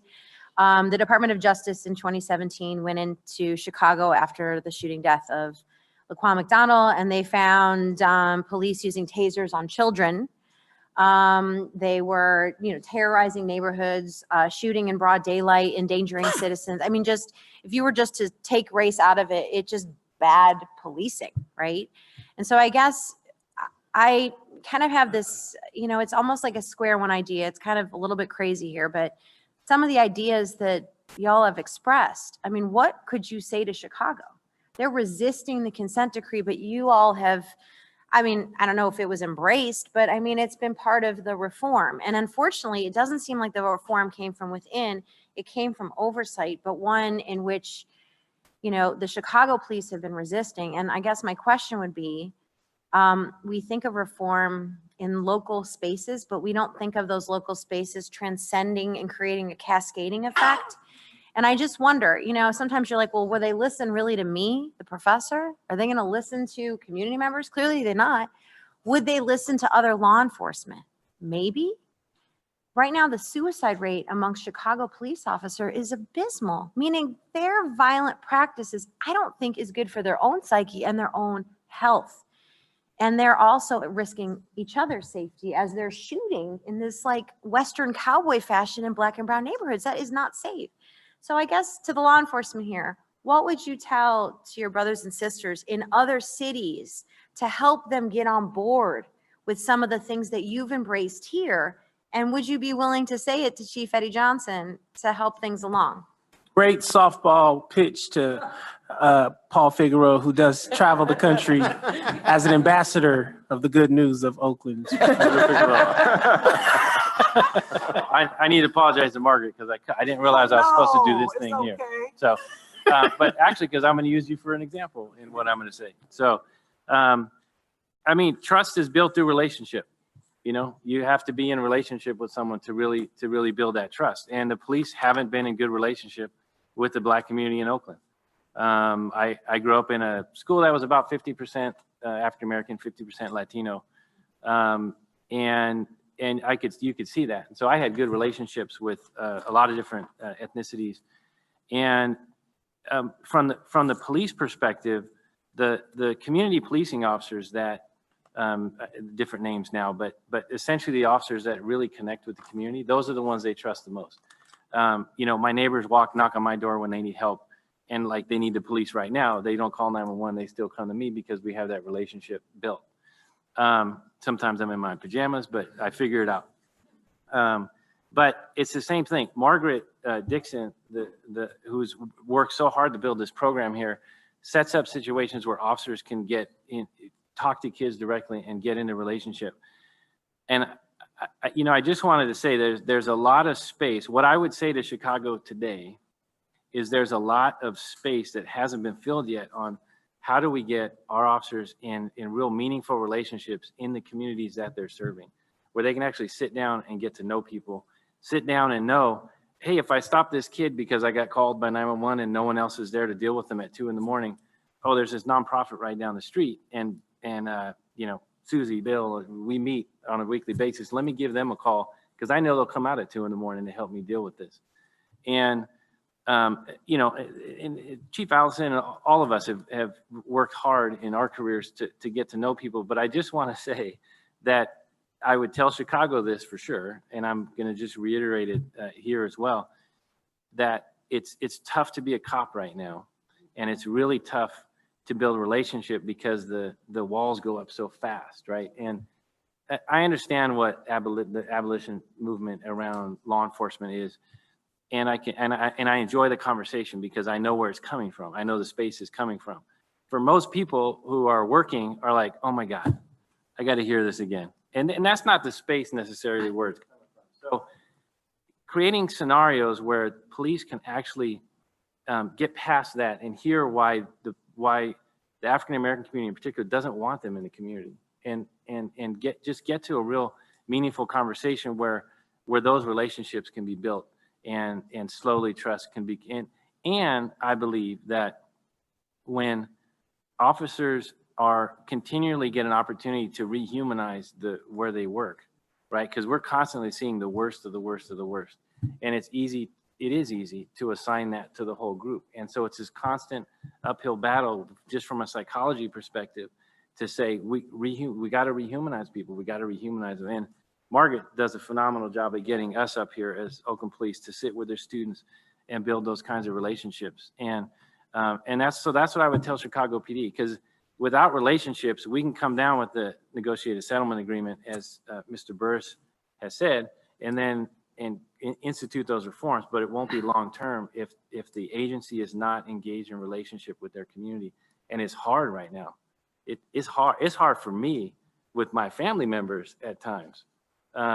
So it's just hard, and you have to build space to have these conversations where the walls aren't going to go up immediately. And so we can just humanize this again.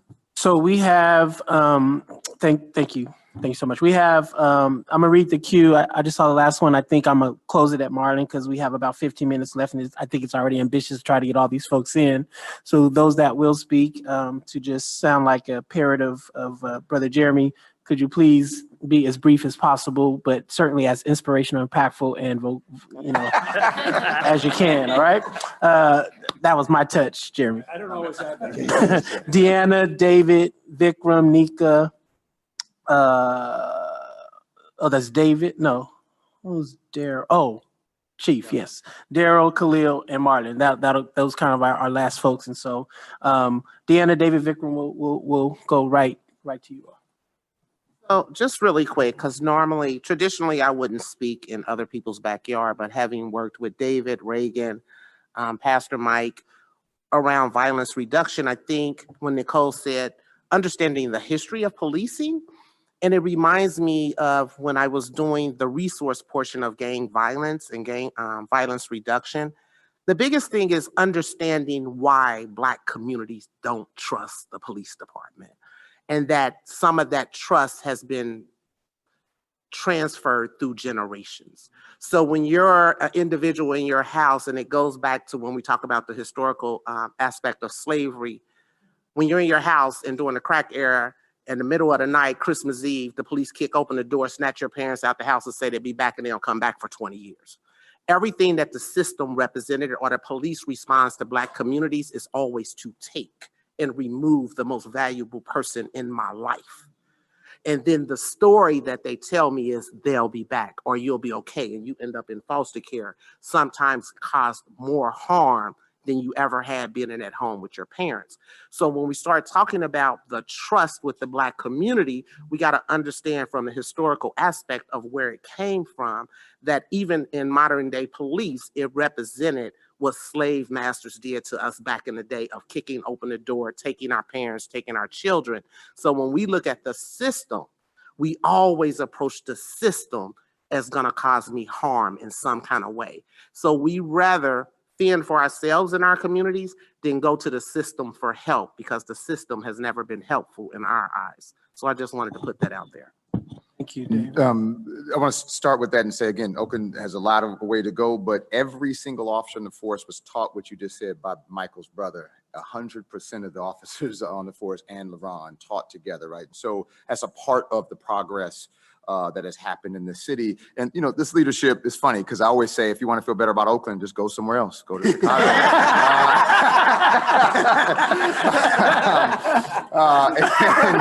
And sometimes it is frustrating. We've got a current issue right now. People are calling for the resignation of Oakland Police Chief, right? So things aren't rosy, but I must say I have sometimes the benefit of, I'm a federal monitor of prisons in Illinois, right? And so I'm there every month, and I always say, man, I can't wait to get back to Oakland.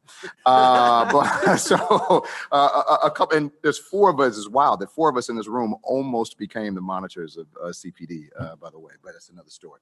What I want to talk just briefly about this notion of kind of reparations and investment, that this issue of real reinvestment, right? And so Jim Austin and the other person who did the research around criminal justice reinvestment said there was no reinvestment. At best, you took money from the sheriff's department and gave it to the probation department.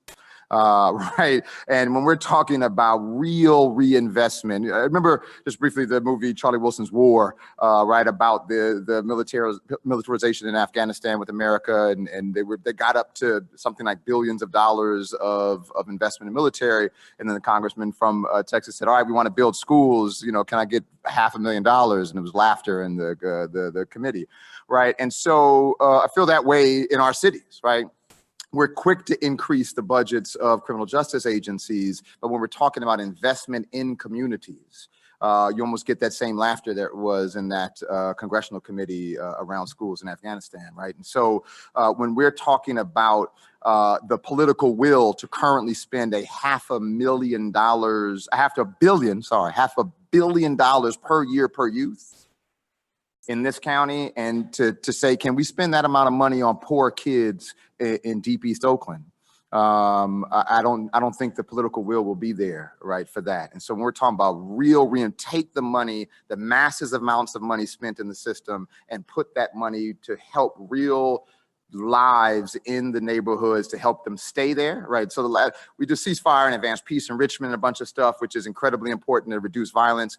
And I always say, I want like Piedmont and Oakland doesn't need ceasefire. I want East Oakland not to need ceasefire, right? I want, Point Richmond and Richmond doesn't need advanced peace, right? I want North Richmond not to need advanced peace, right? But I want those residents to stay the same, right? Right? And that takes the level of investment that we're willing to spend on the system in those young people, those families in the community.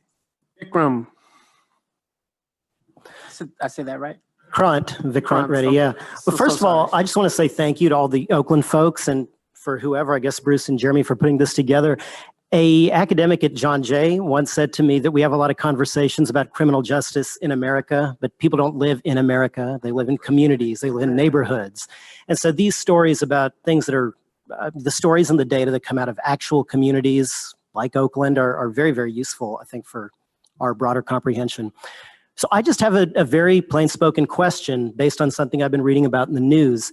And that is, if the articles are to be believed, the sudden spike in property crime in the Bay Area. So there are people in this room, the law enforcement folks, who have accountability and responsibility for handling that problem. And I think it's probably a difficult one because it's not something that can be ignored. You can't just say, well, it's like recreational drug use, it's victimless, we're not going to enforce that. You have to enforce. On the other hand, this is really the perfect example of the kind of thing where it is low-level, nonviolent. You start pulling, oftentimes, young people, young men, young black men, into the criminal justice system for these kinds of minor incidents, and they go down a really bad track. It's a tough problem, I think, but you guys have responsibility over it. How are you handling this sudden property theft or property crime epidemic? Let's keep trying to press through, and maybe we can just get someone to say something real quickly. Is that, or you want to just give a 30-second response? Sure, it is extremely challenging for us, especially with the limited amount of resources that we do have, right? And I think that becomes the rub for us, right? Because we're constantly balancing, responding to some of the most violent crimes. We want to be very strategic, very precise, very, I hate to say intelligence, but our enforcement actions are led by the data that supports the violence that's going on, while meeting the needs of some of these property crimes. So it is challenging for us.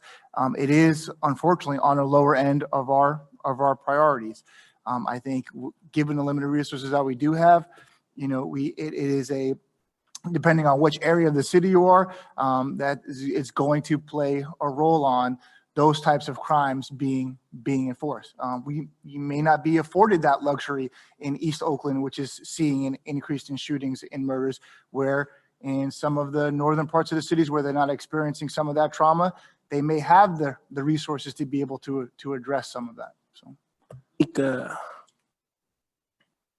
I don't know if you're still going to do a lightning round, but if you are, I just wanted to put this out there that with consent decrees and agreed orders, the biggest opposition tends to come from police unions. So I'm wondering what the role of your police union has been, or unions have been, with the great work that it seems like you've been able to push forward, and how you were able to manage that. Because I think if we're talking about other jurisdictions, that's the key piece that they have to learn how to navigate. I'm so sorry I didn't ask that question, because that has been a huge part of Oakland's story. And so I don't know if LaRon would want to chime in maybe at the end if we have a few moments. Chief?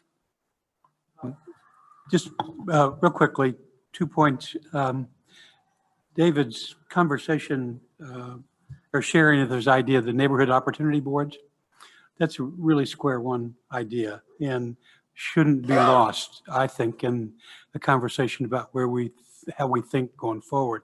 That can change the whole nature of criminalization of children who get caught up in a system that isn't as thoughtful as what their own neighborhood would be. Builds kind of social control that I think makes a difference. And second, Dr. Taylor's idea, if we could deal, and I think we could, if we really wanted to, if we could deal with the conditions that produce our high poverty neighborhoods, that would change the relationship a lot between, where the police are and how they spend their time. Dr. Muhammad? So I'm just grateful for the thoughtful discussion, and certainly the shout outs. Always good for us folk who write books to know that people read them. I just want to make a simple observation, and that is that I hear from the police officials in the room a sense of a lack of agency that I worry is either a lack of imagination or a kind of faux way in which the things you do don't matter up the chain. So what I'd like people to think about is if the job is as tough as it is described in almost every police setting, how much of your actual budget today are you willing to advocate that you relinquish to other agencies outside of the criminal justice system? What role as leadership are you willing to play as advocates for different community partners having the resources that David has described to be able to do the kind of work? As someone described that doing this kind of work is like being an ER doctor without a surgical equipment or machines. That's right, Brendan. And so it seems to me that police leadership has a lot more opportunity to be advocates for change outside of policing, rather than saying, well, we're bearing all this burden and we don't want to give up our FTE because we're going to continue to be called upon. But it seems to me that's where the rubber meets the road. And if it's your union, so I've been in police convenings of one kind or another, and often it's the unions that are objecting to the resource differentials, which means, again, this is a problem to be solved, not a problem to be ignored. And so to what degree are police leadership willing to say that we can't be part of the transformation of the communities that we care about if our own unions are not interested in change and are only interested in their 20 years and out, and basically having no accountability whatsoever to the communities they serve. So I just wanted to hear something a little more robust in the choices that police leadership make when it comes to seeing the change that everyone around the table seems to want to be part of. Thank you for that, absolutely. Marlon? I'll be just as brief as Khalil, because I guess we're in the same line of thought.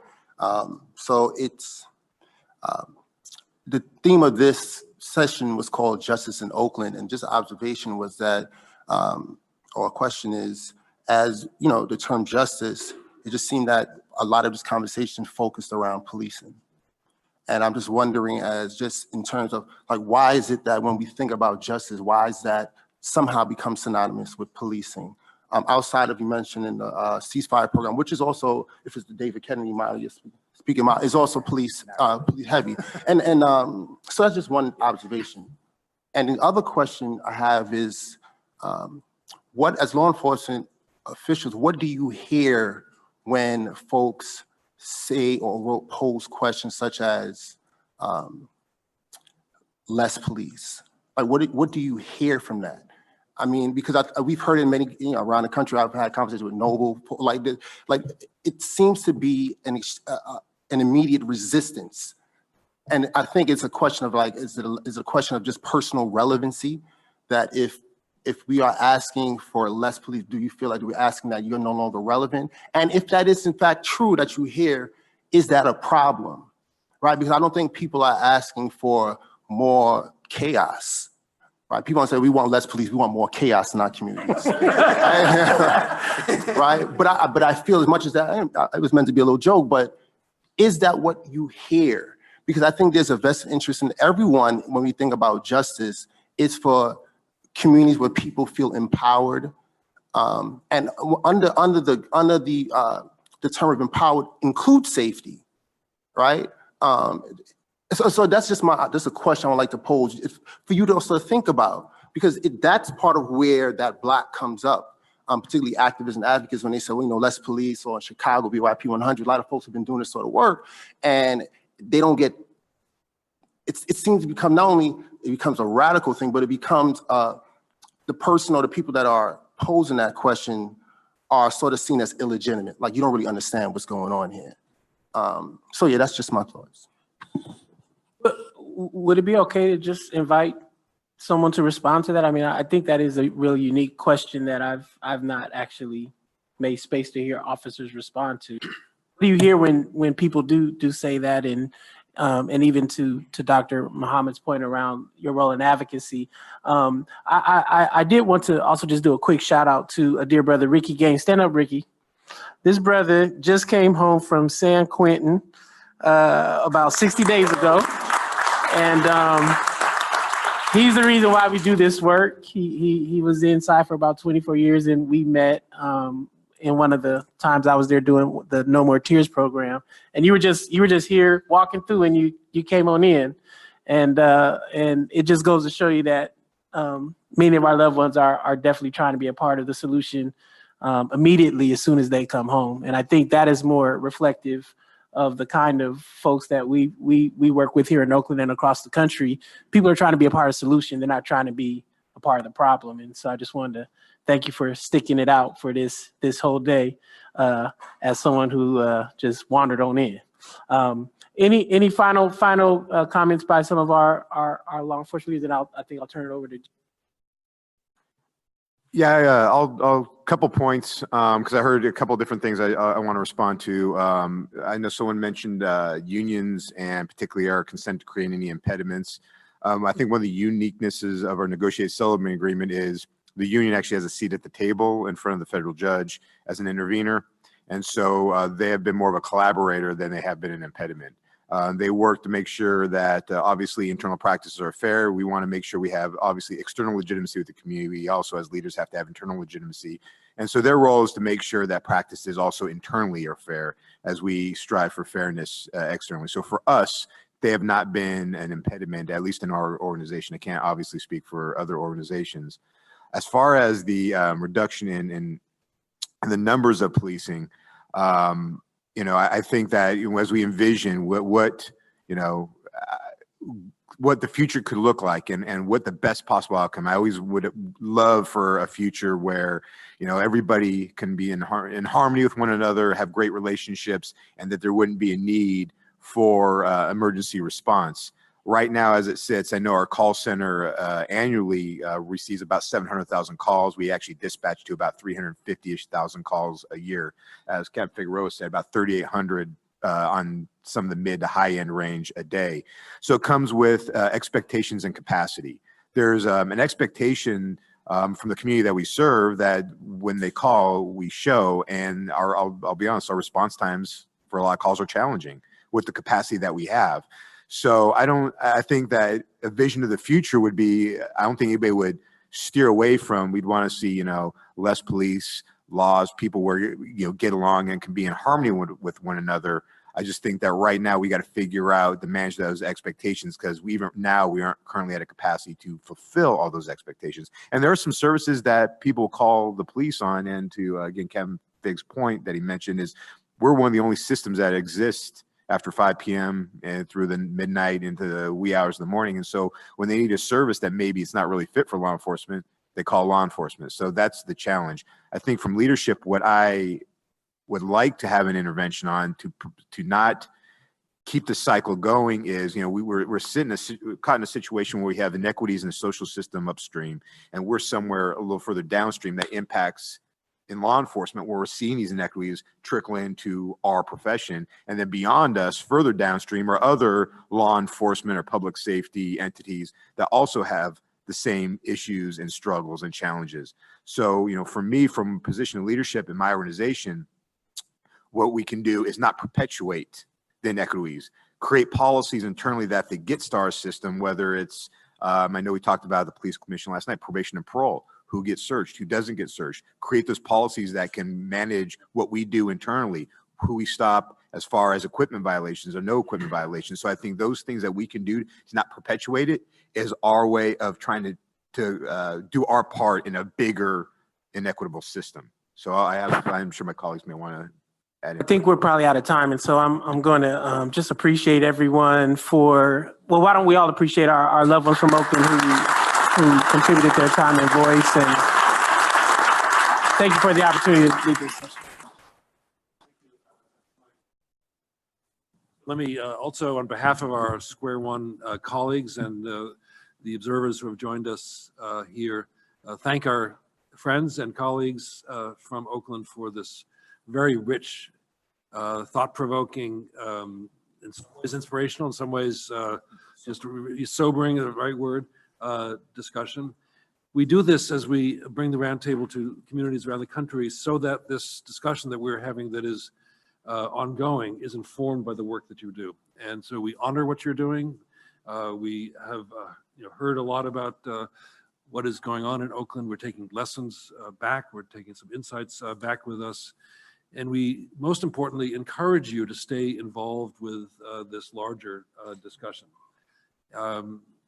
Just the unabashed sort of commercial advertisement is that we'll be in Detroit in about 6 months, talking about violence, both violence within communities, within families, but state violence, and the ways in which the damage that is caused by systems is part of the damage that has to be undone as we think about a new vision for justice. So what you're doing here will inform that discussion in Detroit, and don't be surprised if some of you get an invitation to join us at the Detroit Roundtable. The one after that will be, interestingly, on the question of what other public entities, publicly funded entities, can respond better and differently, present themselves in communities other than the police and the criminal justice systems. This idea about we can use it as a reparations or a reinvestment model, or as you said, the language is less important than the idea and the reality. And Chief Stevens just mentioned this also. What if? It's a wonderful, and that's something that worth thinking about and making a sort of political agenda. What if? Why not? And isn't it time? So that will be the fourth roundtable. And then the fifth one, place yet to be chosen, will be on this question of values. And how do we think about articulating values and applying values into organizational structures and government structures through, this is ultimately a political process, so that there are results that are different on the ground. And we'll be, we're tomorrow morning we have Jennifer Eberhardt here talking about issues of race and bias, but we're ending our time together with Jonathan Simon's paper on human dignity, which is another theme that came up here today. So you have helped us to challenge some of our thinking. It was valuable, beyond words, for us to have particularly our law enforcement colleagues here. And if you want to continue to think about the questions that were asked by Professor Mohammed and Marlon at the end, that would be really helpful to us. Sort of how does the law enforcement community think about this claim that is, and I think you said it, can I call you Fig, right? You're dealing with the abolition rhetoric, and that's a hard rhetoric for a professional deal. Your profession should be abolished, reduced, whatever, but it also is coming in the reinvestment conversation. And as a political matter, we're seeing this in New York, how do you invest differently? So that's a real term, near-term, real discussion. And whether it's from police leadership or police unions or police officers or the profession or police academics, it would be really helpful for us in the Square One discussions to have your ideas about this is not abstract. This is very real, very present day. So we have this discussion going on within the executive session at Square One. So I'm just grateful for what you presented here. David and I were can I mumble about it? Can I say something about what we were mumbling about? I was saying this is really interesting. These neighborhood opportunity and accountability boards that Darryl raised up. We were talking about what might alternative structures near term look like. They would take things out of the system that Nicole described this morning and maybe find a better way.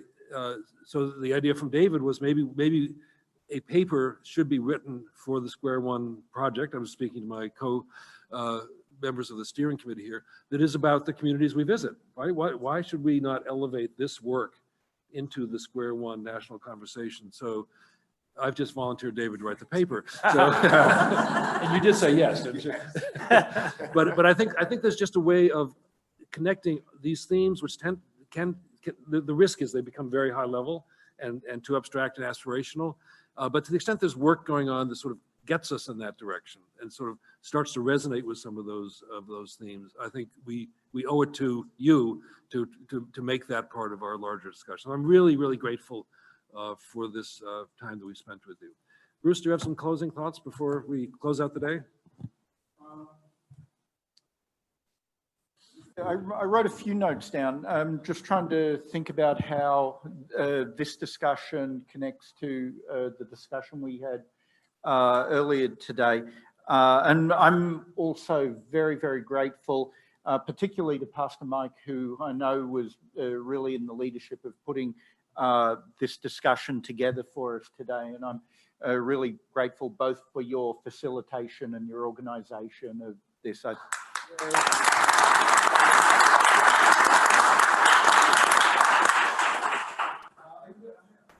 thought Darren sort of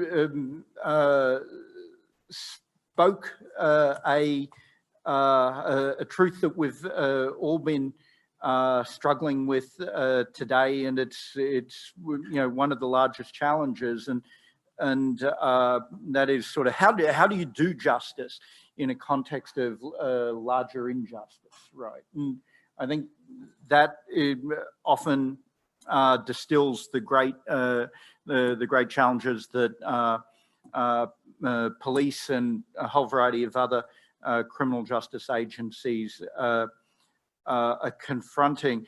I think I was really struck by what Deanna said, and for her family, as you described it, your lived experience of the world is being on the outside of a whole structure of institutions and opportunities that's often held up to be what America should be.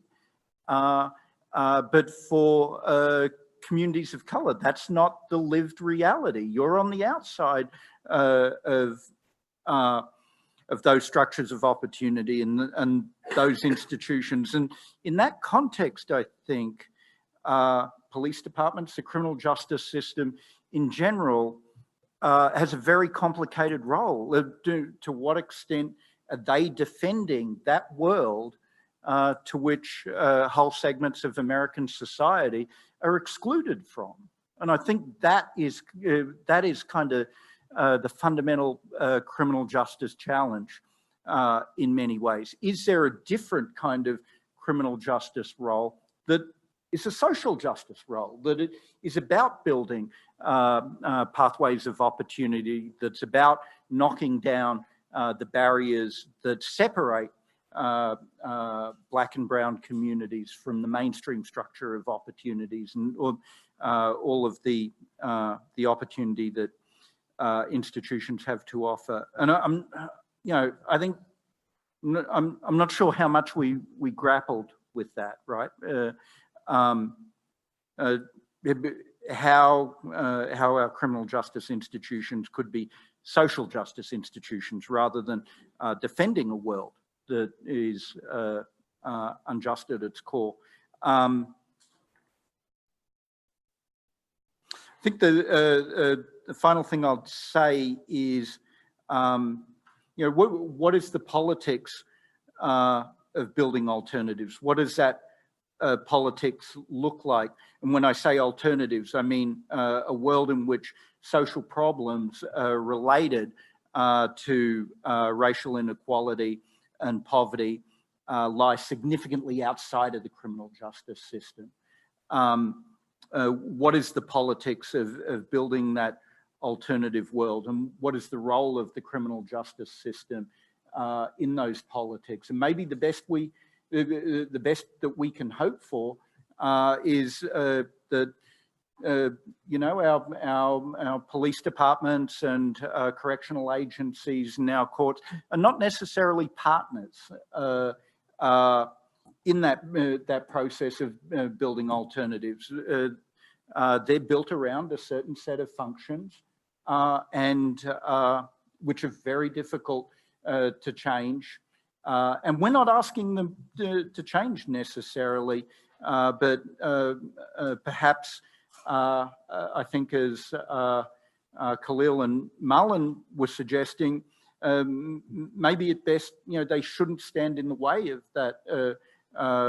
that process of change. Maybe it is asking too much, for them to be active partners in a politics of building alternatives in which social problems related to poverty and racial inequality are solved outside of the criminal justice system. That was a question that occurred to me in the context of this discussion that I think sort of links fundamentally to the work we did this morning. Thank you, Bruce. Again, a thank you to all of our colleagues from Oakland for your contributions to this discussion, for your hospitality. And we started with this Nicole referencing Huey Newton as watching over us. And I think we're hopefully being cognizant of and respectful of and incorporating that history as we look at that image in the institution.